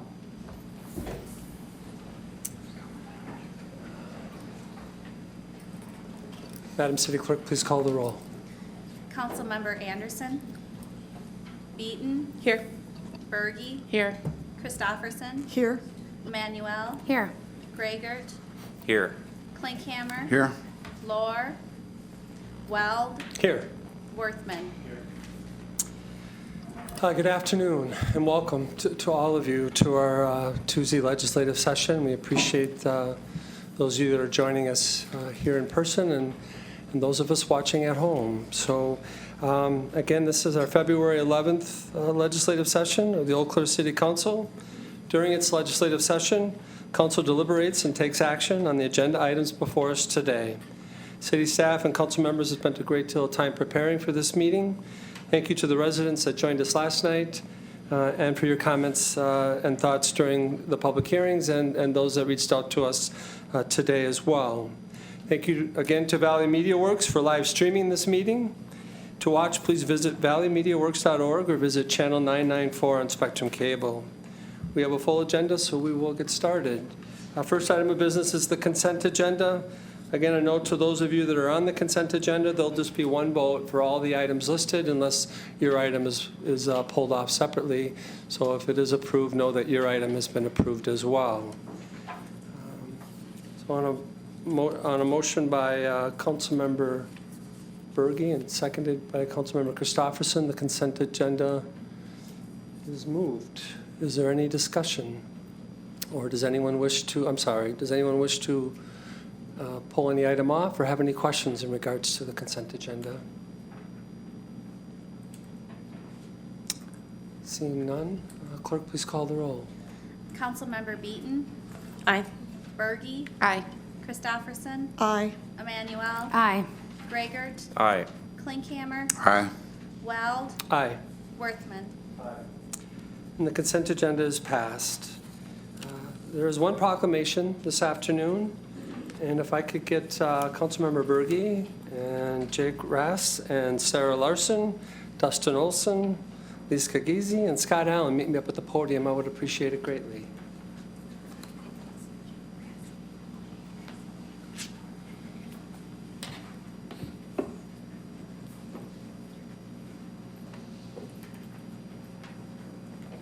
Good afternoon, everybody. Thanks for being here. Thank you. Thank you. Good to see you. Good to see you. Good to see you. So, we're talking about Winter Mission, Eau Claire, and obviously we are a community that has found a way and enjoys embracing winter. And this is one more way that we can share it and experience it. And I'm certainly appreciative of all the work that everyone's put into making this a really exciting new addition to our community. So we have this proclamation that wants to recognize that. Whereas Eau Claire has 40 to 60 days with below freezing temperatures in any given winter and an average of 4 feet of snow.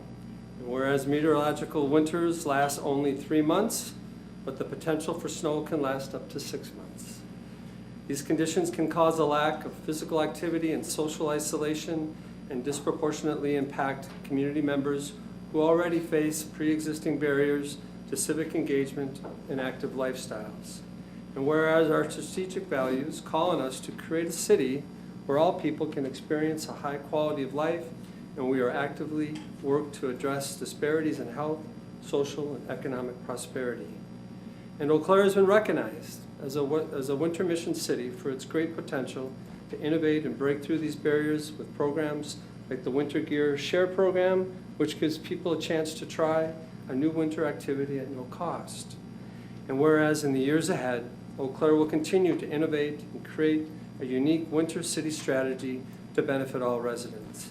Now, therefore, I, Terry Weld, President of the Eau Claire City Council, on behalf of the entire City Council and citizens of Eau Claire, do celebrate the progress and efforts of Winter Mission Eau Claire and encourage everyone to embrace winter and stay active and involved throughout the year. Thank you. Thank you.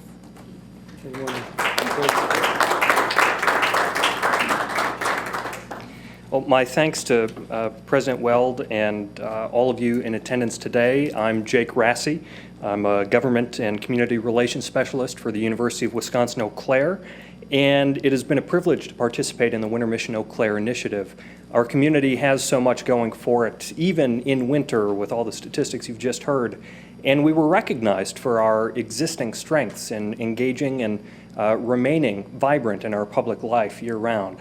Now, that doesn't mean we're not facing obstacles, and the team that was assembled for this Winter Mission project has done an exemplary job of trading their strengths, weaknesses, and availability to keep this thing going. People ask me sometimes, so who works for Winter Mission Eau Claire? I think we're all public employees with no time set aside for this, but it is such an important value. Population health equity is recognizing that our health as a population, as a people, is not determined just by whether or not you can get to an emergency room if you need it, but whether you have sidewalks that are cleared, whether you can get to a park, whether there's affordable recreation and fitness opportunities. And if you're not familiar with winter, whether or not you can find out how to begin making the most of the season.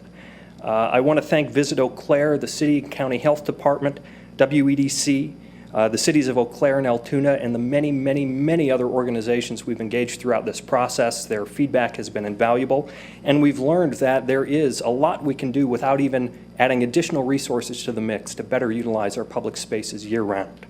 Specific thanks go to Liska Giese, Mike Golat, and Linda John for all the work they did to free up their staff and put resources toward this. And I'd like to especially single out retiring City Manager Dale Peters. The amount of resources and time that you've allowed your staff as they're able to put toward this has been remarkable and made it the success it has. The winter recreation route, the winter gear share, and ongoing efforts to promote online resources are all made possible because this city stood up and said, as an all-American city, we can do better. Even if we're doing well in winter, we can still do better and do more for our people. As we recognize that this is happening in Black History Month, and as the state legislature is considering a Hmong and Lao Veterans Day bill, we recognize that a strength of our community is its diversity. But we do have work to do when it comes to equity. And in winter, that means recognizing not everyone has the background of having grown up snowmobiling or not being afraid of giant snowdrifts. We have to do more and recognize that our community's vibrancy depends on including everyone, making sure that new events are intentionally understanding what barriers might keep some from enjoying it. That is crucial for retention of our current population, recruitment of new folks to our area, and the overall health and happiness of our community. Thanks as well to 880 Cities and the Robert Wood Johnson Foundation for making this possible. We'll be coming before you again in several months with a Winter City strategy, telling you what we've learned, what recommendations we think are especially worthwhile, and what ongoing city projects will have a particularly positive impact. And the challenge, especially with a longtime leader like Dale retiring, how do we find a new city manager who continues this visionary and creative exploration of how to use our resources, knowing that we're not going to find a whole lot more of them, but that we have a responsibility to make sure everyone can have a healthy and happy winter. So with that, I hope you enjoy the rest of this snowy season. And on behalf of Winter Mission Eau Claire, we are very grateful for this recognition. Thank you.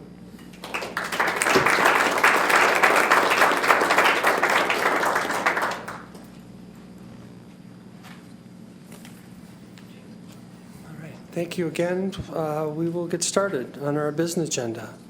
And we will begin with agenda item number 13, which is a final resolution approving the project and levying special assessments for street and utility improvements on the following streets. And if it's okay with council, we will do these one at a time. The first street project would be Fairfax Street, Claremont Avenue to Henry Avenue. First of all, does council have any questions for staff in regards to this street project?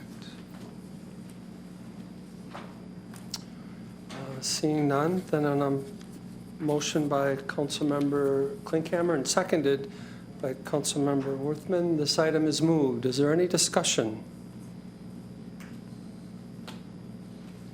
Seeing none, clerk, please call the roll. Councilmember Berge. Aye. Christofferson. Aye. Emmanuel. Aye. Greigert. Aye. Klinkhammer. Aye. Weld. Aye. Worthman. Aye. Beaton. Aye. And that item is passed unanimously. The next project is Gateway Drive from Pro Road to Glenbrook Drive. Does council have any questions for Mr. Solberg in regards to this street project? Seeing none, then on a motion by Councilmember Greigert and seconded by Council Vice President Emmanuel, this item is moved. Is there any discussion? Seeing none, clerk, please call the roll. Councilmember Christofferson. Aye. Emmanuel. Aye. Greigert. Aye. Klinkhammer. Aye. Weld. Aye. Worthman. Aye. Anderson. Aye. Beaton. Aye. Berge. Aye. The next street project is Riverview Drive from Welsh Court to North Boat Launch. Does council have any questions for Mr. Solberg in regards to this street project? Councilmember Greigert. Yeah, thank you, President Weld. It's a question for Mr. Solberg about, I guess I can wait until he comes Sure. up too. There was some discussion about the sidewalk on the western side of the street. Do you know, like, to what extent there would be like trees removed along that side of the street? Because it seems like there are parts of it that are pretty close right now, and And obviously, as you get further north, there's a section where the sidewalk will actually go down into the park. So perhaps that was a reason for that, is the tree removal issue, but not sure if you could give us some sort of perspective on that. Correct. There will be trees that will need to be removed along both sides, but predominantly along the east side or the west side where we have the sidewalk. There are some locations where we have a boulevard, and then to try and avoid some of the trees and some of the water, the sidewalk is on back of curb as you go further to the north. And then when you come to the north playground area where the sidewalk does go into the park, that was an area with significant trees and then also topographical constraints. And instead of trying to force it along there, we thought maybe we could deviate it into the park and it would help guide people in to use those recreational resources. So there will be trees. We will work with our forestry staff to replant, as part of the project when we're done with it. But there will definitely be impacts. I don't have an exact number if there's like 100 trees or, but we try to be as gentle as we can during construction. Any other questions from Council Vice President Emmanuel? Thank you, Council President Weld. Thank you, Mr. Solberg. Council received a copy of a memo from the engineer director, yourself, and I'm wondering if you can share a little bit about if staff was able to have a conversation with the resident who has indicated a disagreement with the assessment, and just help council understand that. Sure. So I'll go over our communication, and then would you like me to go over the memo also? Yeah, that'd be great. Thank Okay. you. So our special assessment technician spoke with the resident this morning, and I had an opportunity to talk with the resident prior to the council meeting this afternoon to explain some of the aspects of the special assessment policy and why it applies even if a fee property, if the actual fee property doesn't go all the way out to Riverview, but an easement does grant that property right for access into their property, and how the project on Riverview Drive will serve a direct benefit to that property, which is what our special assessment policies recoup. So we had the discussion. I don't think we agreed. It was a very cordial discussion, but it was a disagreement between us and the property owner. When the initial special assessments were levied, the estimates were sent out with the engineer reports 2 weeks prior to this hearing, we had noticed that easement was providing access to this property as opposed to it being a fee property right where you own the actual land underneath. It was an access right. So the assessment was calculated based upon the width of that easement incorrectly, and that was an oversight on our part with not recognizing that the easement was treated the same as special assessment because it provides a permanent right to that property as land does. So the special assessment does address irregular shape, or special assessment policy does address irregular shaped parcels in 3 ways. 4 if you throw the flag lot in. In some ways this is a flag lot, and if the overall dimensions of the property is, I believe, almost 700 feet long by 635 feet long by 229 feet wide. So if it were a flag lot, the special assessment says you assess on the short side of a rectangular shaped lot. So it would be a 229-foot approximate frontage. There's an area method where if you have a large irregular shaped lot, you divide the total square footage of a lot by 132 feet, which is a standard depth for a lot within the city. So it tries to establish a frontage based upon a lot system that you would see in the Putnam Heights or you would see in the Arlington Heights. And if that were the case, the area that has the houses on that would receive the benefit, and oftentimes we're able to differentiate parts of a lot that doesn't receive a benefit if it's unbuildable or if it's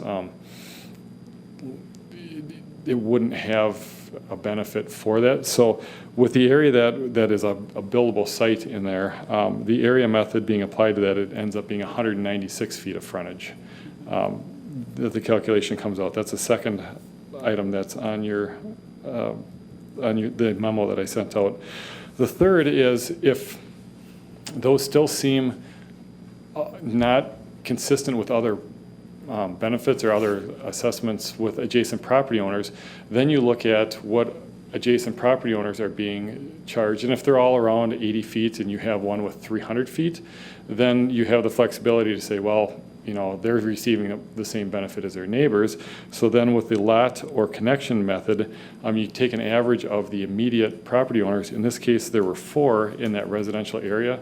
The 5th property was a corner lot that was assessed on Marquette, so that one wasn't included. That ends up being an average of 100 feet per 4 properties that are in the vicinity of where this easement comes out. They all have driveways that come out onto Riverview Drive, just as this property has a driveway that comes out onto Riverview Drive. They have physical frontage on it. This parcel has frontage behind, but the actual improvement from having access on Riverview Drive to those properties and the parcel 150598 that was in question is the same. It provides access to their driveway to get into the house. So using that method, that was the least costly of the special assessment routes, and that's why there is a substitute resolution correcting the calculation we had last night before you today, spelling out or laying out that we're recommending 100 feet of frontage to be consistent with the adjacent properties. So it was a situation that with a pure easement, we've encountered property that has been irregular, but not a standalone easement like that, but the end result and the benefit to that parcel remains the same, whether it was a physical piece of property that's owned or the rights to use that piece of property that this one has. So that's what went into the memo, and I'm happy to answer any further questions if Thank you very much. Councilmember Worthman. I'm not sure if I see the substitute. Is that on our desks? I see the memorandum. Oh, okay. Thanks. Any other questions from council? I have one. I'm Sorry. Oh, you can go ahead. Councilmember Beaton. Yeah, so what are these options that you gave, the 3 different methods are only 3 options, or what other options would we be able to have?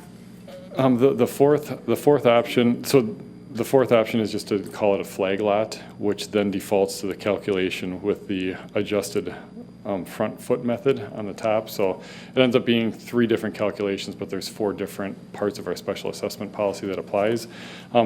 We don't have, from staff, the ability to deviate from the methods that are contained in our special assessment policy. There are different ways to look at that, but we have to follow a standard policy with coming up with a number. And then if the city council ultimately approves special assessments, and they can defer special assessments, or they can, in past, have modified that, but at least from staff, we try to follow a prescriptive policy that the council adopted in the past to establish at least a baseline to go from. Okay, so on a policy decision, we could decide to defer entirely or defer at a different rate than what you've mentioned here? I haven't seen in my 6 years at the city, a change of rate, but I have seen, I think at the last council meetings, there was a deferment on Comet Court until such time as it developed. So we can't make those deferments as staff, but the city council can review each case individually and discuss and decide what's in the public best interest for that. Councilmember Berge. Thank you, Council President. Just trying to understand this all too. So would an option be to go to the original language of 40 feet and calculate it off of that? What the landowner thought this was? We calculate based off of the special assessment policy. The 40 feet was an error, but I believe that the city council has the ability to approve special assessments as they feel is the most appropriate for that particular instance. So I believe you would have the ability to do so if you would like. Okay. Do you see any, can I ask another question? Certainly.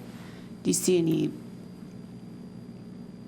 well, what would be the downsides of staff's perspective?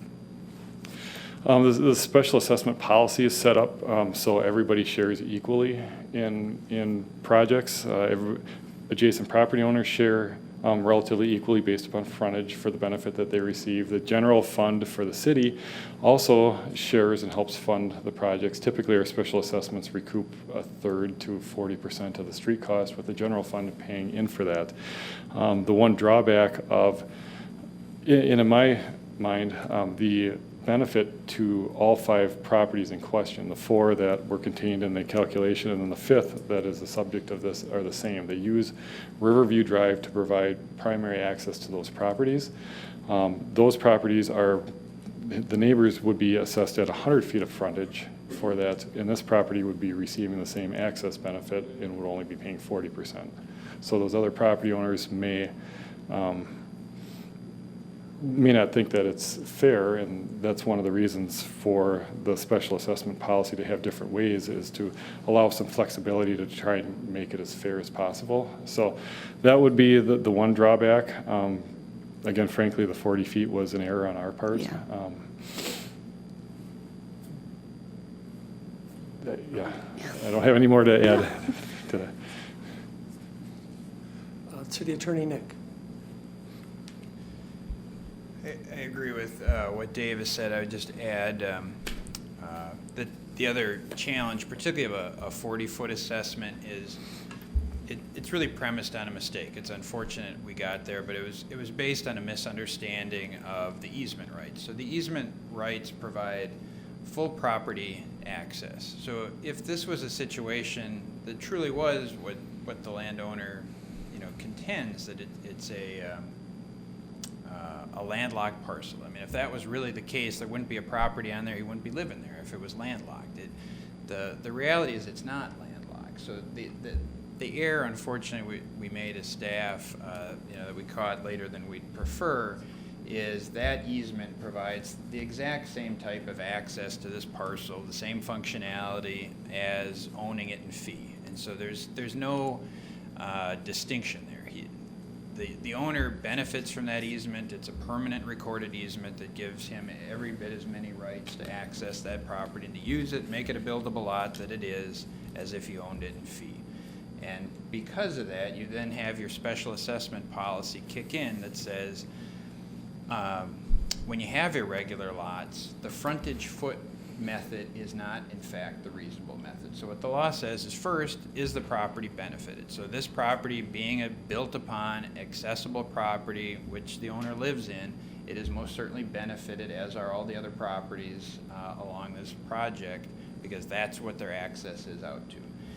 And then what the law requires us to try to do is come up with a reasonable assessment method. Now, a lot of discretion within what's reasonable by all, but what courts have said looking at it is the front footage method is only reasonable when the properties are all roughly similar.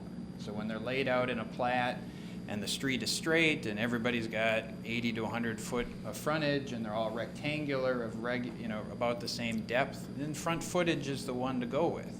But as soon as you get into situations where you have curved streets, cul-de-sac heads, or properties like this that are either flag or, sometimes, we call them, that kind of keyhole where there's a small front entry, but then the parcel is just as big or bigger as all the others, it's not fair. And courts that have looked at that said, if you just stick with your front footage basis, it's not fair. There's at least as much access and benefit for a property that has a narrow frontage, but then expands to be just as big of a buildable parcel as those that have a lot of frontage.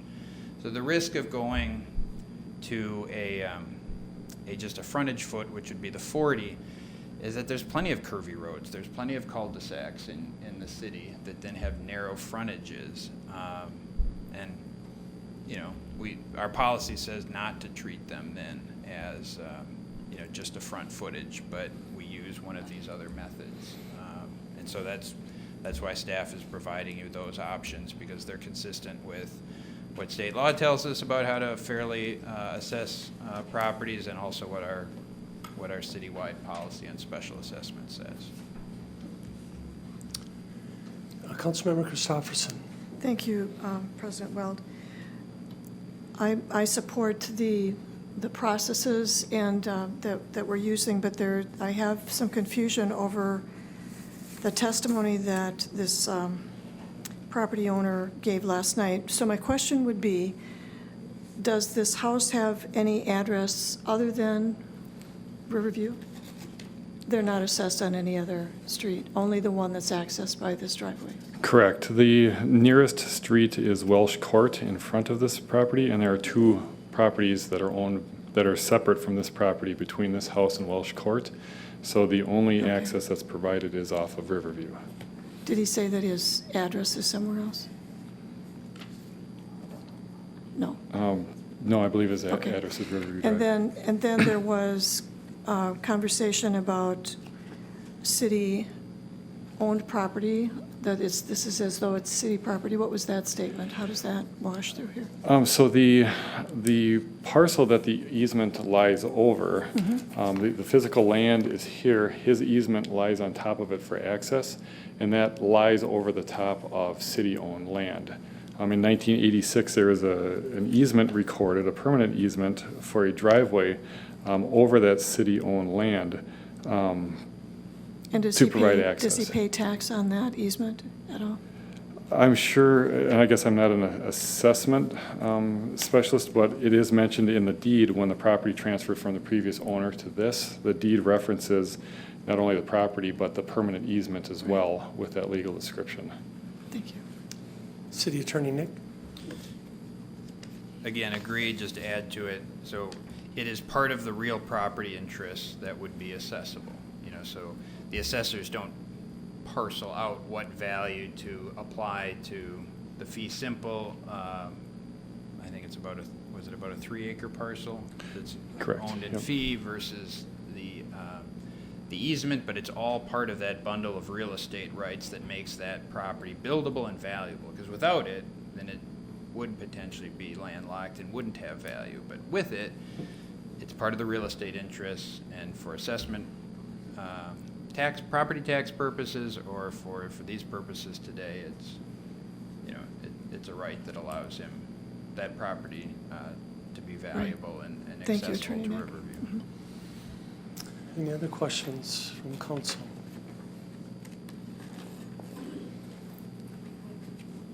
Councilmember Beaton. So if we were to vote right now, we would be approving this 100-foot assessment? Correct. The substitute resolution corrects the error from 40 feet and replaces it in front of you at 100 feet. It would take action to approve it other than 100 feet. Okay. I want to kind of see what other people think, but I may be interested in going back to the 40-foot assessment. And so how would we do that procedurally? You would offer an amendment to the project to amend the frontage of that easement that is specified in the substitute resolution. Okay. Councilmember Worthman. Thank you, Council President. Mr. Solberg, just so I understand, the properties moving to the east, sort of southeast, are all being assessed at 100 feet? The average is 100 feet. So we took the 4 properties, and it's 83 feet, 94 feet, 100 feet, and then there's 122. So just adding those up, it's 400 feet divided by 4. It was an average of 100 per, but they're each being assessed individually on their frontages for that. And how far down does that go? That is the area of Riverview Drive from Welsh Court to the north and west. This driveway is on the far northwest part of those residential houses Yeah. before you get. So it's the properties on the other side of the street and the properties that are on the same side of the street? Correct, as this? except for the corner of Marquette and Riverview Drive. That driveway comes out under Marquette, and that was assessed under the Marquette project because that's its driveway. That's helpful, thank you. Council Vice President Emmanuel. Thank you, Council President Weld. Mr. Stolberg, in talking with the other, or in understanding the other assessments for the 4 neighbors, did any of those 4 neighbors contest what they were being assessed, or any other communication that council should be aware of? I was not aware of any dispute with the other special assessments for this. The only one that I was made aware of was with the property owner of the parcel that's in question tonight. Okay. Thank you. Councilmember Berge. Thank you. So just to clarify, so the danger or the consequence of if we were to go back to 40 feet, so that would not be, what you're saying is that probably wouldn't be fair to the property owners, or may look like that? The argument from the adjacent property owners could say, why are we paying 83 feet, 100 feet, 122 feet, and you're only paying 40 feet? They have the same access to their driveway that this parcel has, plus they have sidewalk that they're getting that they're going to have to shovel too, that this parcel wouldn't get. So that's what the argument would be. We would continue to apply our special assessment policy in the future, but you may have that argument, as the city attorney had pointed out, the next time we come across a different lot. Oftentimes it is wider and we shrink it with that area method, and then on the cul-de-sac we widen it out instead of the 20 or 30 feet, that you may hear the argument on other projects in the future coming through. Right, so this could set precedent for, or open that up. It could, yes. Councilmember Klinkhammer. Has this been moved? No, still in the question period. Any other questions from staff? Thank you, Mr. Solberg. On a motion then by Councilmember Beaton and seconded by Councilmember Anderson, this item is moved. Is there any discussion? Councilmember Klinkhammer. Thank you, Mr. President. It's unfortunate that there was a mistake made, and the original letter went out on a 40-foot basis. But there's more to it than just those 4 parcels that are coming up with this average, which is a fair and reasonable assessment. This affects property owners that are assessed throughout the city, and clearly assessing it for 40 feet is not appropriate. It isn't fair to anybody. So I think it opens the door for us and for future councils to have to deal with issues if we set this precedent. So I support the 100-foot structure for this assessment. Councilmember Beaton. Thank you. I also think this is an unfortunate situation and makes it a tough decision. I think as a landowner, we're expected to do things like pay taxes and pitch in for the roads, and I do support that strongly. And I understand and support these policies that Mr. Solberg laid out for us. I don't know if I feel good about a landowner coming and asking for a deferment and then us actually increasing his share piece of the pie. And so I guess I would, under this like special circumstance, that would likely never happen again, especially now that we better understand the policies. I don't think it would set us a new precedent because this is like a special circumstance. I guess I would support going back to 40 feet if there was support from others for that. Any other discussion? Councilmember Berge. Thank you, Council President. Yes, this is very unfortunate, and though, of course, these things happen too. I understand that. Where my thoughts are, is I know it must have been very shocking for the landowner to find this out, especially when he came forward last night and then, yeah, this morning found out that he's actually has to pay more. So I very much empathize with that. But I also do think about his neighbors, and is it fair to the neighbors if he pays less, you know? So I think about that as well, as the district representative. I mean, I obviously want to make him happy, the landowner, but you think about his neighbors and would they think it's fair, and they're not here, obviously, because they just came up today, but that's where my brain is right now. So I don't know if anyone else has any other comments. Council Vice President Emanuel. Thank you, Council President Weld.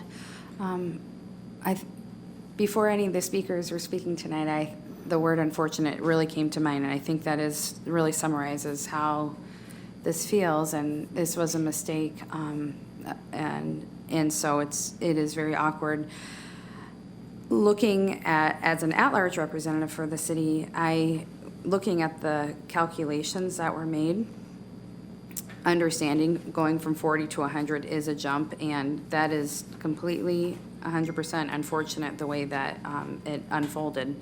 However, it looks like there's 3-4 potential methods that could be used to calculate this, and it seems that the 100 feet is the most generous to the property owner. That would also be pretty consistent with the neighbors, and so to me it seems like out of all of the options, the 100 feet does lend to be more generous. So I am also certain that we have payment methods that the city will work with people on, paying items 10 plus years if needed. And so I see the city engineer shaking his head yes. I have had to increase my escrow account this year because I have new sidewalks after waiting for many years. So I understand that, and it's not cheap. And yet there are some payment methods to help kind of ease some of that financial responsibility that property owners have. So I would support it as is, as staff presented it for us. Any other discussion?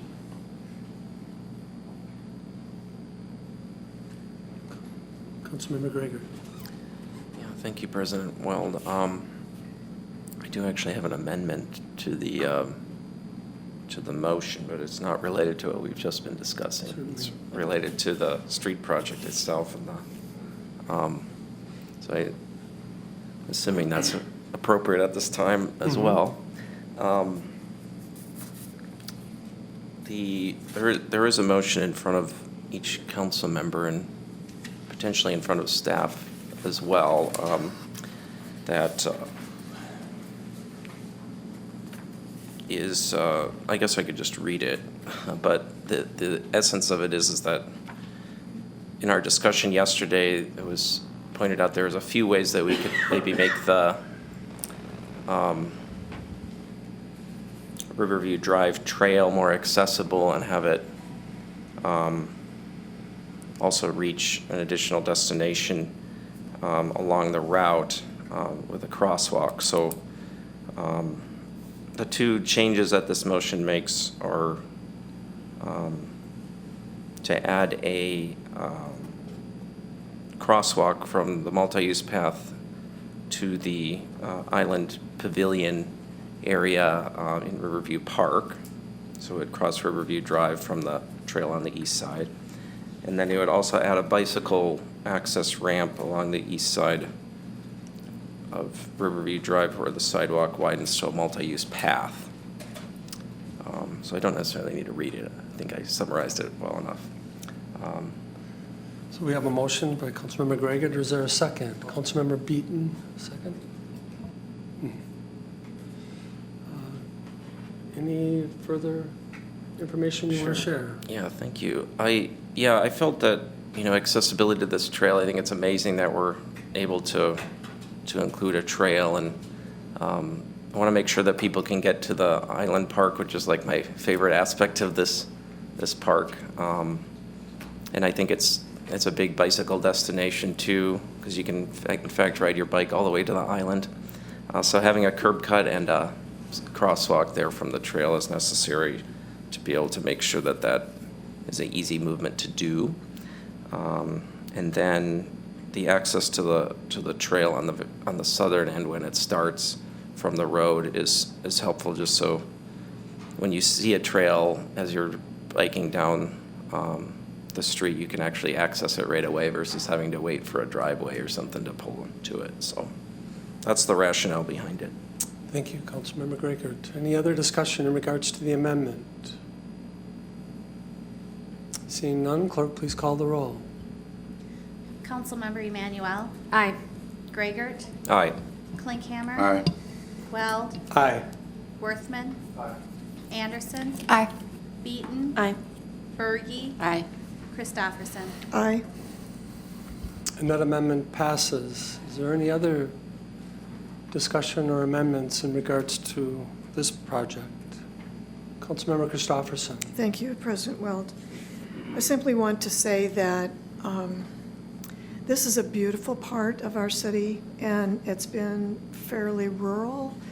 And I think that the surprise of the residences being assessed for the improvements on the street and the trail and the sidewalks that allow all of us to enjoy this part it's surprising. I have a lot of empathy for the person whose assessment is changing, but I just think this is our connectivity. It's our commitment to one another that we're all enjoying and having fun in the city and wanting it to be more and more accessible.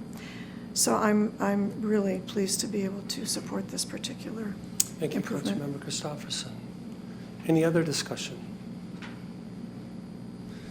Seeing none, clerk, please call the roll. Councilmember Gregert. Aye. Klinkhammer. Aye.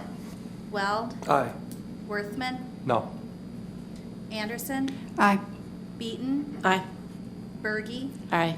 Christofferson. Aye. Emmanuel. Aye. And that street project passes as amended. The next project is 3rd Street from Truax Boulevard to Long Street. Is there any questions from staff in regards to this street project? Seeing none, then on a motion by Councilmember Bergy and seconded by Councilmember Christofferson, this item is moved. Is there any discussion? Seeing none, clerk, please call the roll. Councilmember Klinkhammer. Aye. Weld. Aye. Worthman. Anderson. Aye. Beaton. Aye. Bergy. Aye. Christofferson. Aye. Emmanuel. Aye. Gregert. Aye. And that street project is approved. The last street project is Water Street from First Avenue to Second Avenue. Does council have any questions for Mr. Solberg in regards to this street project? Councilmember Gregor. Yeah, thank you, President Weld. I guess I had a question for Mr. Solberg, if he has any more information about the pedestrian options that we have for First Avenue and Water Street, because there was some discussion yesterday and kind of ongoing today about a pedestrian. Oh, well, there it is. So, yeah, So I guess that's kind of what I was interested in seeing. Yeah, that's how it would lay out with the scatter type intersection, more of a directional intersection. But yeah, you would connect the curb cut on the university side with the 2 curb cuts across Water Street, and then a pedestrian only phase for the signals would hold vehicular traffic out of the intersection, and when the pedestrian movement began and bicycle movement, then they would be able to go all directions in that phase. So it largely is set up to be pedestrians only moving or vehicles only moving. It would reduce the ability also, just to point out, on First Avenue when traffic is going on Water Street, and cars would make a right turn on First Avenue, the pedestrians would be held and wouldn't be crossing First Avenue until they have their pedestrian only phase. So that was one thing that wasn't pointed out last night. It's a minor aspect, but just wanted to make sure that that was pointed out. Okay, I guess a follow-up to Certainly. that.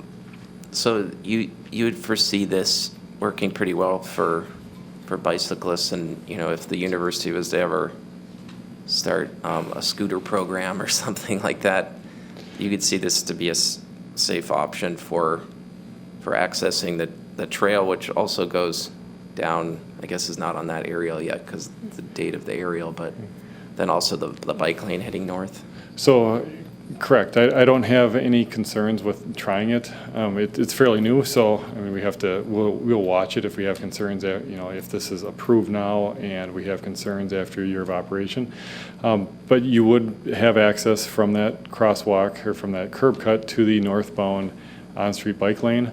You also you're coming to the curb cut that if you wanted to go down to the bike trail, you're right there. It doesn't show on the aerial because this precedes the Water Street Bridge project, but the trail access on the north side of Water Street starts at that curb ramp where on the top right part of the V.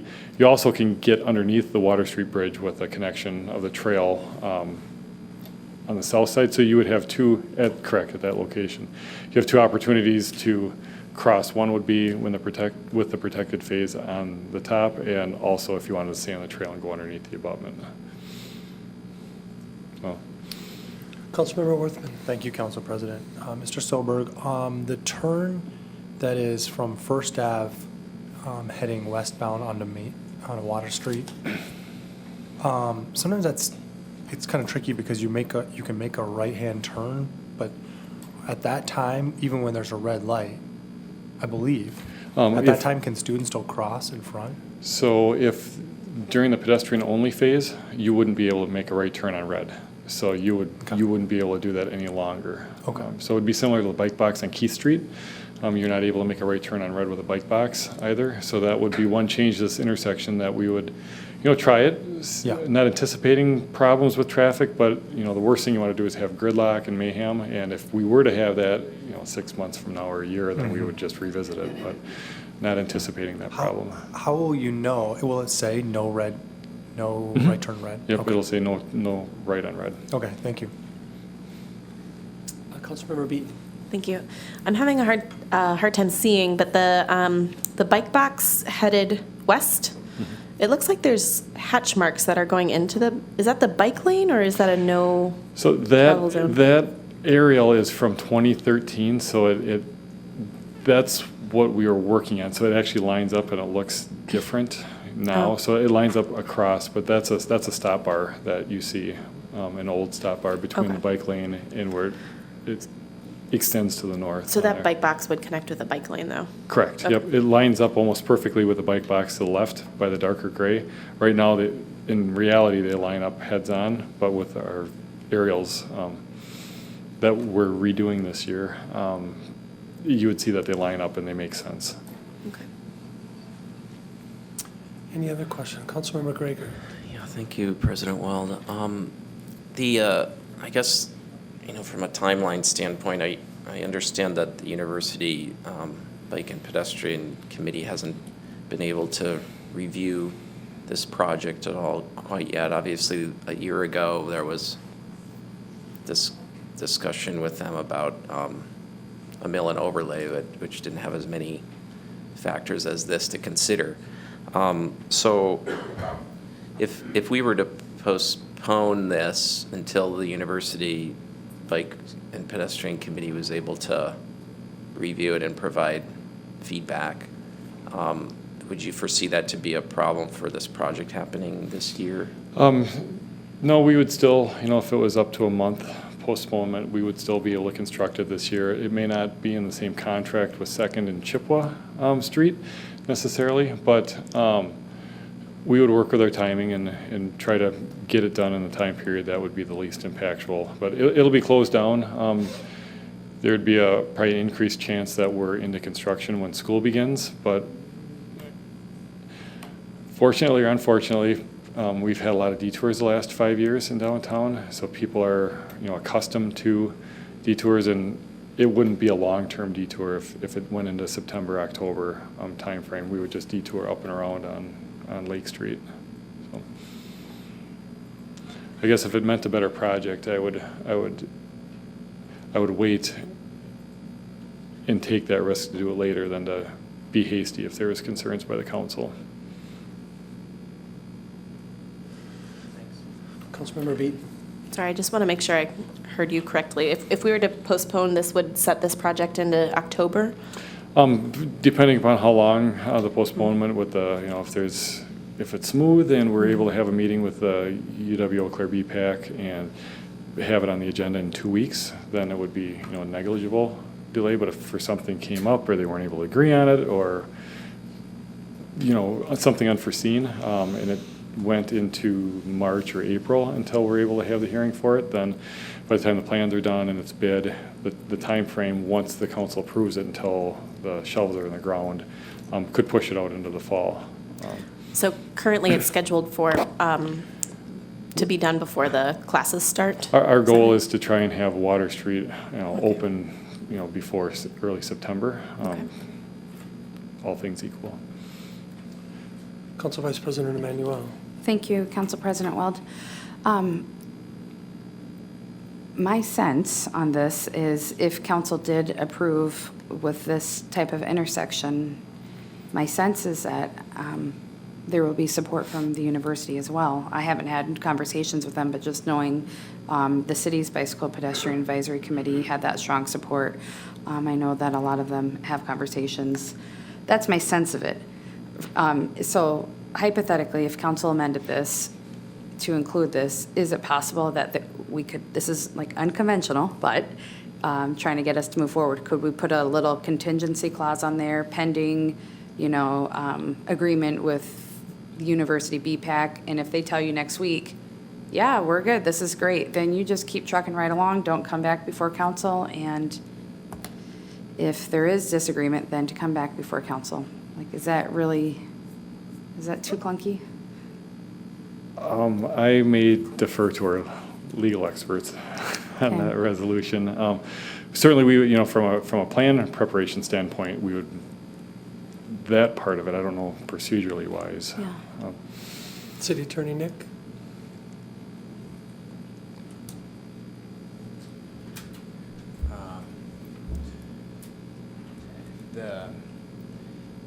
The challenge that I'd at least caution you against is conditioning action, on kind of an occurrence after the fact that's outside the organization is something that causes me some concern. I mean, I don't think it's legally impermissible, but it's just, I think it's been rare. Struggle to bring up an example. I don't know if anyone else has one where we would do it even, I think maybe a time or two, either RDA to council or council to RDA, where they're sort of affiliated entities. But anyway, that would just be a note of concern. To usually what we try to do as staff is bring things to where we know the other organization has already chimed in or has actually already approved and signed, kind of on the dotted line, if there's a dotted line to be signed on before your action. So your action is definitive. So I guess that would be my note of concern, but it's not impermissible. Maybe I have a follow-up? Certainly. Thank you. I totally agree with that viewpoint. I think on principle, that's not a good practice. And then there's also like, okay, come on, Eau Claire, we're a community and we can figure this stuff out. And so that's where my kind of struggle is.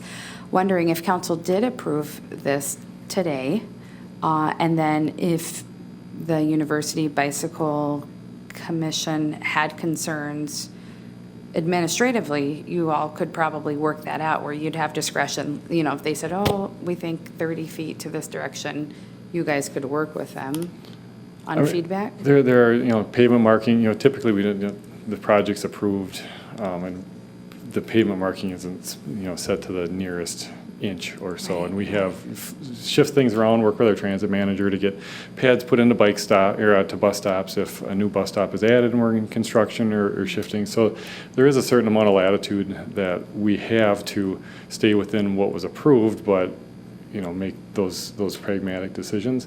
When I look at it, I don't, to be honest with you, with the inclusions that we tried to include for pedestrian and bicycle safety, I don't know what else. I have a hard time seeing what else would be added to this.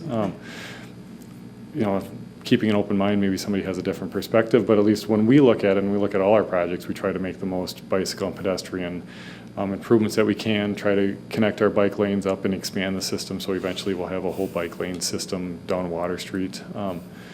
So I don't know what they would recommend to be added to this, especially if that scatter phase was recommended by council at this point. Thank you. Any other discussion, or I should say questions, Mr. Solberg? Councilmember Christopherson. Thank you, President Weld. I would feel bad if even if this is not a great question, I'd feel bad if I didn't ask it. So there has been improvement with the changes at that intersection for pedestrian crossing. What is the change in the timing for the pedestrian crossing with the scatter?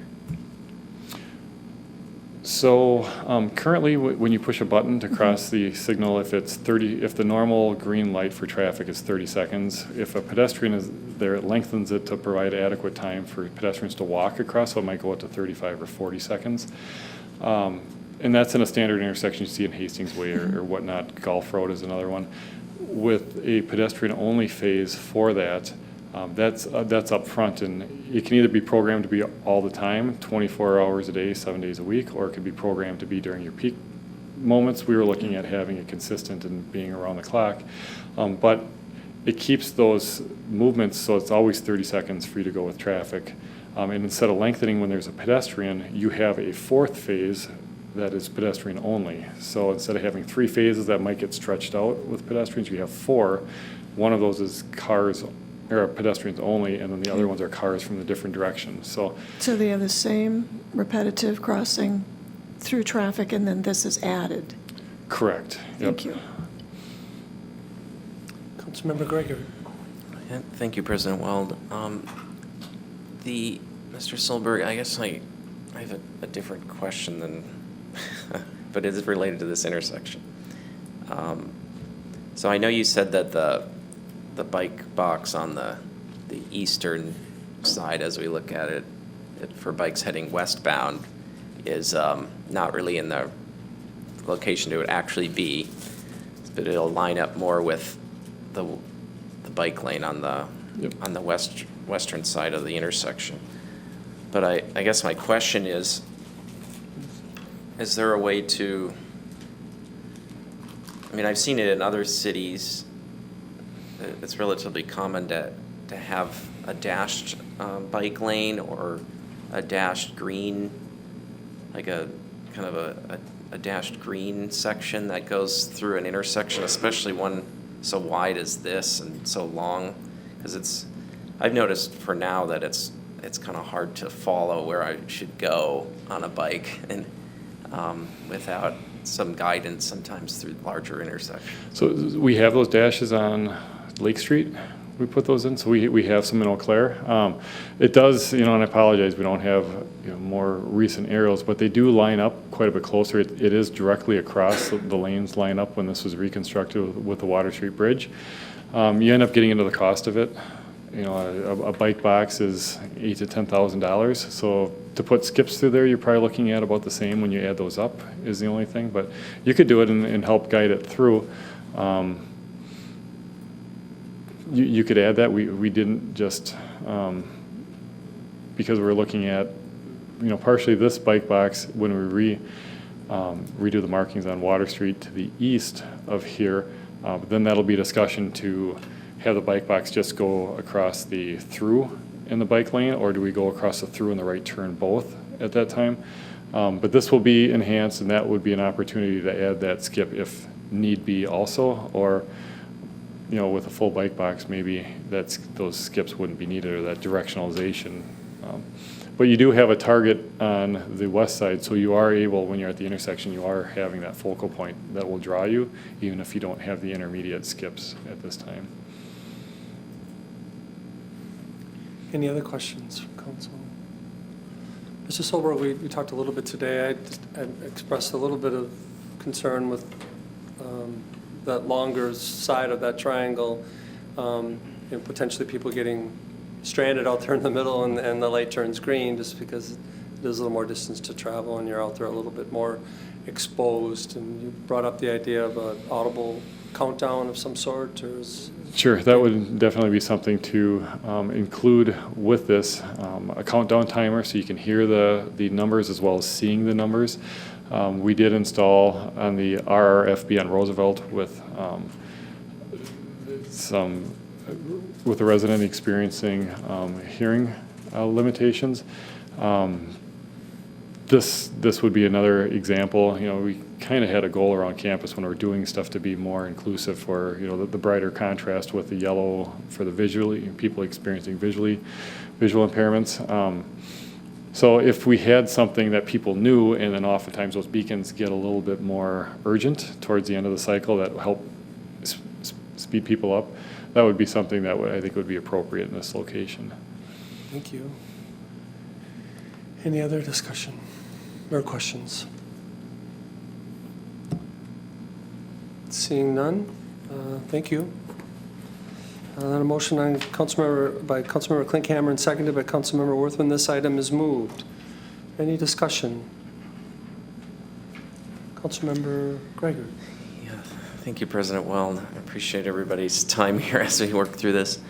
I do think it's a great project as to where it's at right now, especially if we were to do something like this. I do think there are still some things, like I just brought up the topic of how you can connect those two bike lanes through a large intersection. There was just an issue, a new idea brought up about an audible signal. I think there's a variety of things that having, you know, the bicycle and pedestrian committee at the university would help us to explore if we were to postpone. And also, I know there's interest from some student senators, but obviously we have to limit, if we were to postpone, we have to limit the amount of time.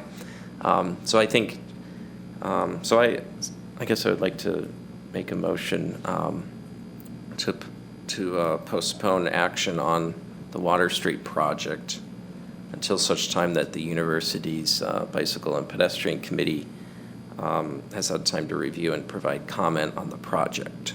That would be my motion.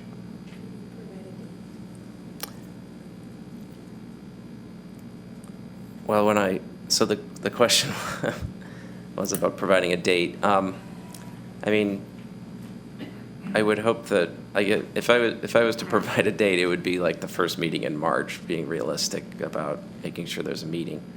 And that sounded like that was realistic after speaking with Mr. Solberg, as him being able to meet with them or someone from city staff. But I don't know if March 9th and 10th. Sure, I'll add that into it. As March 9th and 10th, we would have this back in front of us. City Attorney Nick. Sorry to intervene, but do you wish it to go through the hearing process again? Is that the desire? Yeah, thank you. Yeah, we'd like to have it be up for public hearing again so we can continue the discussion at that venue, and you may have updated drawings and such. So we have a motion. Is there a second? Councilmember Beaton. Councilmember Gregor, did you have anything else you wanted to add? The motion is to postpone until our first meeting in, I'm sorry, Councilmember Beaton. I was looking over there. No. I think that I seconded this because I do want to see a postponement. I'm not decided on this new type of crosswalk situation, but I don't think I don't know if I would support the March date. I don't like the idea that our postponement could cause this to be under construction while students are in session. And so I guess maybe just with a nod of a head, if Mr. Solberg can confirm like that's kind of the difference between those two dates, the second meeting in February versus the first in March, that might be something that would happen. As we're not calling the university BPAC meetings, if it were to be at the last meetings in February, I would have to have the council packet material done by Wednesday of next week at noon. and I'm not sure with their meeting schedule, and that might be unrealistic to have them convene, and I'm not sure if they publicly notice also. So I would say no later than March 9th and 10th meetings, and if something were to happen and I could meet with them and have materials ready by noon of next Wednesday. But I think realistically, you know, you have to go through the feedback, and it's not just a, you know, one and done meeting with that. We do try to evaluate everything as much as we can. And so setting it back to March 9th and 10th, would that put this in jeopardy of construction during the school season? Potentially. I don't know if it has a bigger, we still have adequate time if it's March and we get it advertised and awarded in May to start construction sometime out into July if everything lines up like it should. There's also weather throws. I mean, if we have a couple weeks worth of weather, that's going to have a bigger impact than a delay at this point too. So obviously any delay now makes it more difficult to meet later, but it's not the only factor that would go into it. Okay. I would say. And it's not, in my opinion, I don't think it's the worst. If it extends into the school year, we're able to manage traffic, and we would accommodate pedestrians so pedestrians could get through to campus. All during construction in the summer, we're going to allow access off of First Avenue into their parking lot, so they would be able to come down First Avenue and get in. So even if school's in session, we would struggle through with our student partners. Any other questions or discussion in regards to the amendment? Seeing none, clerk, please call the roll. Councilmember Weld. Aye. Worthman. Aye. Anderson. Aye. Beaton. Aye. Berge. Aye. Christofferson. Aye. Emmanuel. Aye. Gragert. Aye. Klinkhammer. No. And that street project is postponed, 9 to 1. Moving on to agenda item number 14. Is a resolution ordering sidewalk to be repaired in accordance with Wisconsin statute section 66.0907 on the following streets. Does council have any questions in regards to the sidewalk repair resolution? Seeing none, then on a motion by Councilmember Gragert and seconded by Council Vice President Emmanuel, this item is moved. Is there any discussion? Seeing none, clerk, please call the roll. Councilmember Worthman. Anderson. Aye. Beaton. Aye. Berge. Aye. Christofferson. Aye. Emmanuel. Aye. Gragert. Aye. Klinkhammer. Aye. Weld. Aye. And that item passes unanimously. Agenda item number 15 is a resolution authorizing fourth quarter appropriation adjustments for the 2019 adopted budget, 2019 to 2020 year-end budget carryovers, and 2019 year-end carryovers for the adopted budget. Because this item amends the budget, a 2/3 vote of the elected members is required. Council have any questions in regards? Or I'm sorry, Mr. Winsands. Thank Good you, afternoon. Council President Weld. Before you this afternoon are various budget appropriations and carryover requests pertaining to the 2019 budget and getting items closed out. The first category are operating budget appropriations for the 2019 budget. So these are appropriating various grants and other requirements that need to be appropriated for the fourth quarter of 2019. The second category are year-end budget carryovers. These are for capital projects that either are more than 3 years old in the case of non-recurring capital projects, or a year old if they are recurring capital projects. I just want to point out, I think probably Council Vice President Emmanuel and Council Member Worthman may recall that this list of projects in the past, or our list of capital projects in the past, included oftentimes projects that might be 5, 6 years old, and that's really not the case anymore. This list of capital projects has been narrowed down dramatically.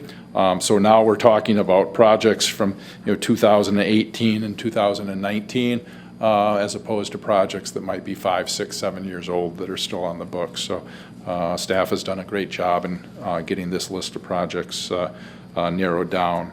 The next category are for 2019, 2020 year-end budget carryovers. These are operating carryovers of projects that were budgeted in 2019 but not completed in 2019, and funding is being carried over to 2020. There are various grants, donations within the library. Also, within community development, funding for the Smart Housing Program and participatory budgeting are being carried over into 2020 because those projects are not yet completed, as well as funding for the council chamber improvements. And the last category is reappropriation of capital funds. This is primarily having to do with various specific projects within the library, and those funds are being combined into a more general category just for library improvements. This doesn't increase any available funding, but really is just transferring or recategorizing those particular projects. So with that, I'd be happy to answer questions. Any questions from council? I don't see any. Thank you very much. So on a motion by Councilmember Beaton and seconded by Councilmember Anderson, this item is moved. Is there any discussion? Seeing none, clerk, please call the roll. Councilmember Anderson. Aye. Beaton. Aye. Berge. Aye. Christofferson. Aye. Emmanuel. Aye. Gragert. Aye. Klinkhammer. Aye. Weld. Aye. Worthman. And that item passes unanimously. Agenda item number 16 is a resolution approving appointments and reappointments to various boards, commissions, and committees that include the following. A new appointment to an unexpired 3-year term for John Sable, and then a new appointment to an unexpired 3-year term for Matt Pavich for the South Barstow Business Improvement District. And then for the Water Street Business Improvement District, a new appointment to an unexpired 2-year term for Joe Miller. Does council have any questions in regards to these appointments? Seeing none, and on a motion by Councilmember Berge and seconded by Councilmember Christofferson, this item is moved. Is there any discussion? Clerk, please call the roll. Councilmember Beaton. Aye. Berge. Aye. Christofferson. Aye. Emmanuel. Aye. Gragert. Aye. Klinkhammer. Aye. Weld. Aye. Worthman. Anderson. Aye. And those appointments are approved. Agenda item number 17 is a resolution approving the final replat for Camden Place 2 located on Daisy Lane. Good afternoon, Mr. Allen. Good afternoon, Council President Weld and members of the council. Before you this afternoon is a request by Real Land Surveying on behalf of CMJM Properties to replat a portion of Camden Place located off of Daisy Lane. This map is from the Plan Commission, so I apologize the numbers are not necessarily consistent with the agenda item here, but it's number 3 on this map, just to orient where we are off Jeffers Road, north of the North Crossing. Is an aerial map. Quite a bit has occurred even since this aerial photo from 2 years ago, so this subdivision is nearly getting built out. This is more specifically the lots in question, and a little bit zoomed in portion here. Because this is a total of 6 different lots, it exceeds the threshold for going through a certified survey map. So that's why it's before you as a replat. So it's not adjusting any right-of-way or any other public dedications. It's simply looking at creating 6 twin home lots.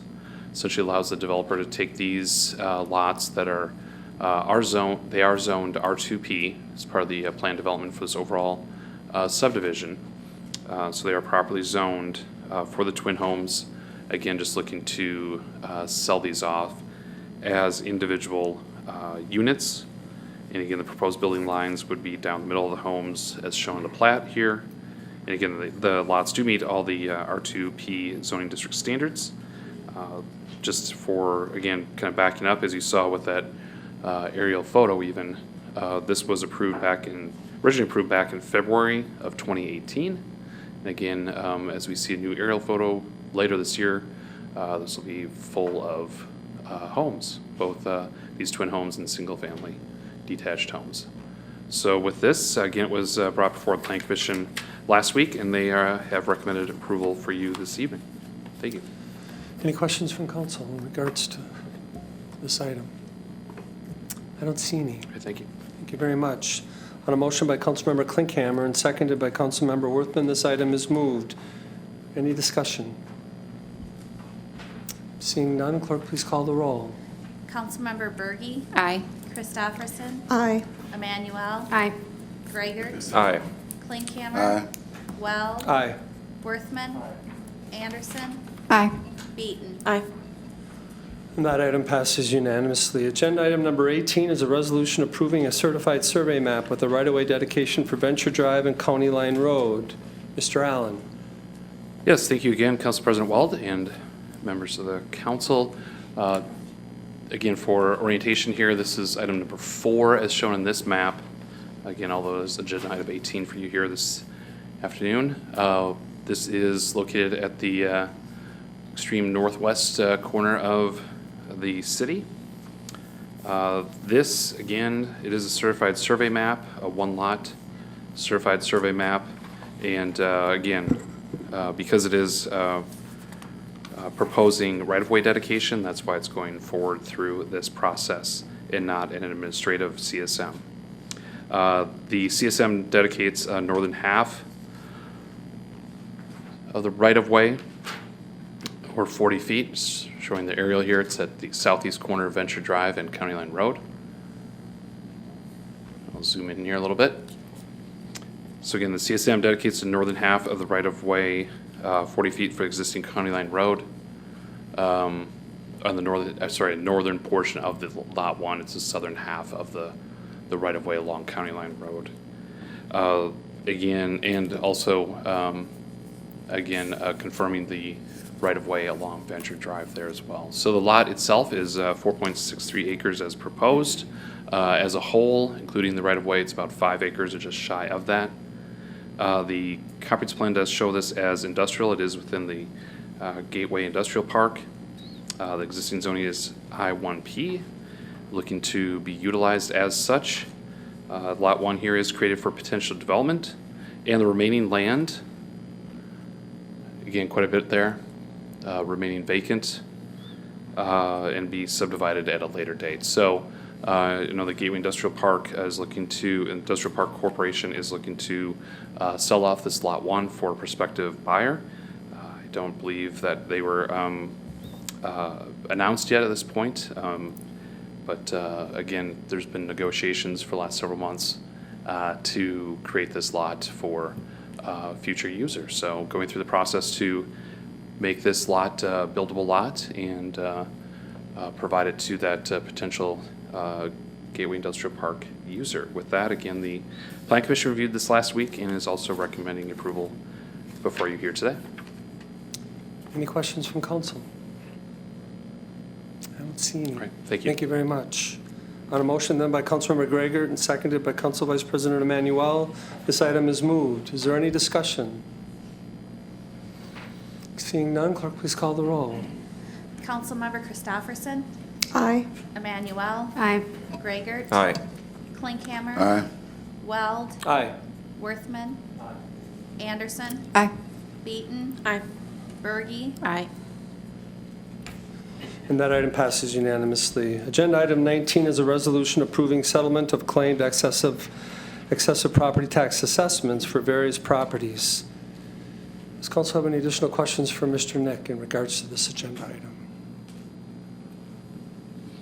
Seeing none, then on a motion by Councilmember Beaton and seconded by Councilmember Anderson, this item is moved. Is there any discussion? Council Vice President Emmanuel. Thank you, Council President. I thought last night that I wasn't going to say anything, and I have to say this has really been on my mind today, and I do feel compelled to say something today.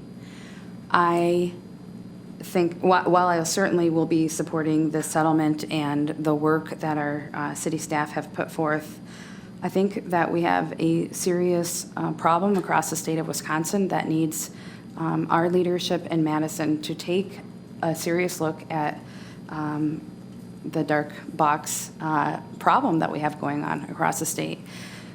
The reason why I think this is significant and needs to be addressed by our leadership at the state level is because this creates losers in two ways. One, at the local level, we're losing money now that goes towards serving citizens because of a dispute that cannot be solved at the state level. The state, if they agree to this, the Department of Revenue, if they agree to this, they are also losing money to help residents across our entire state. When we have a state that has a history of broken levy limits, finding ways to collect very modest revenue or assessment from everybody who lives here is important. And while I will support this, I think we have a very large problem that needs courageous leadership across our state of Wisconsin to address this. Thank you. Any other discussion? Councilmember Berge. Thank you, Council President. I just want to very thoroughly echo what my council member colleague said, Councilmember Vice President Emmanuel. And also, just to point out as well that, it's the same, as it's been described, it's the same pie. And so, when these big businesses, large box businesses, pay less in taxes, it just gets shifted to residents of Eau Claire and smaller businesses in downtown. So it's really not a fair situation. And so just really, I really agree with what my colleague said and something to remember. And I agree, I hope that our leadership does step up in Madison and help us at the local level. Thank you, Councilmember Berge. Any other discussion? Seeing none, clerk, please call the roll. Councilmember Emmanuel, Aye. Greigert, Aye. Klinkhammer. Aye. Weld, Aye. Worthman. Aye. Anderson. Aye. Beaton. Aye. Berge. Aye. Christopherson. Aye. And that item passes unanimously. Agenda item number 20 is a resolution amending the 2018 to 2022 Park Open Space and Recreation Facilities Plan to classify Princeton Park as a neighborhood park. Is there any questions from council in regards to this agenda item? Seeing none, then on a motion by Councilmember Berge and seconded by Councilmember Christopherson, this item is moved. Is there any discussion? Councilmember Berge. Thank you. I just think I'm talking a lot tonight. But just want to make a comment that this is very exciting for the neighborhood, Princeton area neighborhood. As Ms. O'Brien or was Mr. Van Ness said last night, that they've been waiting, the residents have been waiting for a very long time, almost 40 years for this park that's been talked about but never has come to reality. So this is just very exciting, and there's been a lot of neighborhood engagement process stemming from 2 years ago, as Mr. Allen stated last night when they all showed up here, one of my first meetings here on council. And then even on the neighborhood meetings, we involved the whole neighborhood association of what they would like to see in the park. They involved sticky notes and big pieces of paper and great ideas and voting, and it was just a really great exercise, which then was brought to the city staff to help create the plan that we saw last night. So I know that the Neighborhood Association will continue the momentum, and they're talking about more ways to get engaged, and I'm excited to see how this keeps going. So thank you. Thank you, Councilmember Berge. Any other discussion? Seeing none, clerk, please call the roll. Councilmember Gragert, Aye. Klinkhammer, Aye.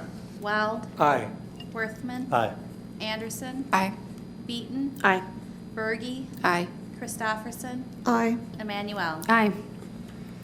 And that item passes unanimously. Agenda item number 21 is an ordinance for action rezoning a property located on West Princeton Avenue from R1 to P Public and to adopt the general development plan with site plan for a park with site improvements. Is there any questions from staff in regards to this agenda item? Seeing none, then on a motion by Councilmember Klinkhammer and seconded by Councilmember Worthman, this item is moved. Is there any discussion? Councilmember Beaton? Sorry. It's okay. Madam City Clerk, please call the roll. Councilmember Klinkhammer, Aye. Weld, Aye. Worthman. Anderson. Aye. Beaton. Aye. Bergy. Aye. Christopherson. Aye. Emmanuel. Aye. Gragert. Aye. And that item passes unanimously. We moves us to the end of our meeting and announcements from City Manager Peters. Thank you, Councilman President Weld. Two things. One, a week from Friday, on February 21st, from 7 to 8:30, is the Chamber's Eggs and Issues. And next, that presentation is the State of the City, put on by Council President Weld and myself, and we will do everything we can to make that an exciting and informative use of your time, and hope that you're able to join us a week from Friday. If you haven't signed up for that, please contact Kathy. And then also, as you know, last week I announced my retirement after 30 years. And I am looking forward very much to working with you for a very smooth transition as you recruit for a new city manager. And the first step of that is a work session. So I apologize for adding to your workload, but it will add to your workload. And so we have a work session following this meeting to discuss the first steps of that recruitment process for a new city manager. So that's what I have for Thank you, City announcements. Manager Peters. Councilmember Beaton. Yeah, I wanted to just make an announcement to council members and to the public that the Advisory Committee on Appointments is looking for applicants for some of our boards, committees, and commissions. In addition, some of the boards, committees, and commissions that we've had open for a long time, but also the Housing Opportunities Commission and is it the Board of Review? Is the last one? Yeah. So we're taking applications from citizens, new applications from citizens for those two as well. So lots of opportunities to be involved in our city for citizens. And so I wanted to put a call out to anybody listening and also to request that city council members think about people in their neighborhoods or in their networks who might be good to serve on these. Thank you. Any other announcements from council? Councilmember Gragert. Yeah, thank you, President Weld. I just wanted to thank our city clerk for all the work on establishing the early voting, or otherwise more officially known as in-person absentee voting, for folks to start voting already for the February 18th primary for Wisconsin Supreme Court next week. Just so folks know, this week was the first time, I guess, in my memory, and maybe ever, for the city to have in-person absentee voting available in the evening. So for this election, it was for the week before the election. So today, Tuesday, the polls will be open till 8 at the fire station behind City Hall, and also Wednesday and Thursday of this week. Then Friday they'll be open typical hours till 5 o'clock, so 8 a.m. to 8 p.m. Monday through Thursday this week, and then until 5 on Friday. So just kind of an exciting thing I wanted to acknowledge, and I know there are other staff that were involved in making that happen. And I was the third person to vote early in the evening last night, and I was wearing my sticker, but I couldn't get it to stick again for a second day. Thank you, Councilmember Gragert. Any other announcements? Council Vice President Emmanuel. Thank you. I don't have an announcement, but I just don't want it to be lost in the shuffle of the significance of Mr. Peters' announcement. That's a big deal and not an easy decision, I'm sure, to make. And so I just want to lift that up and honor that. Thank you for your decades of service. I know and I trust we'll have lots of opportunities to honor you, and we've got important work to get to, but I just wanted to publicly say thank you very much for all you have invested with our community.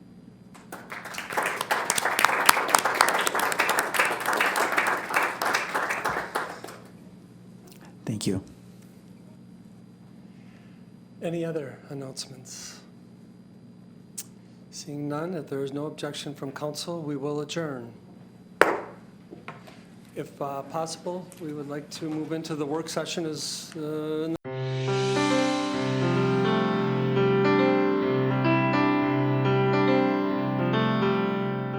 This program was brought to you by a cooperation between Newsworks and the City of Eau Claire. A transcript of this meeting is available for the hearing impaired. It will be available within 7 days of this telecast.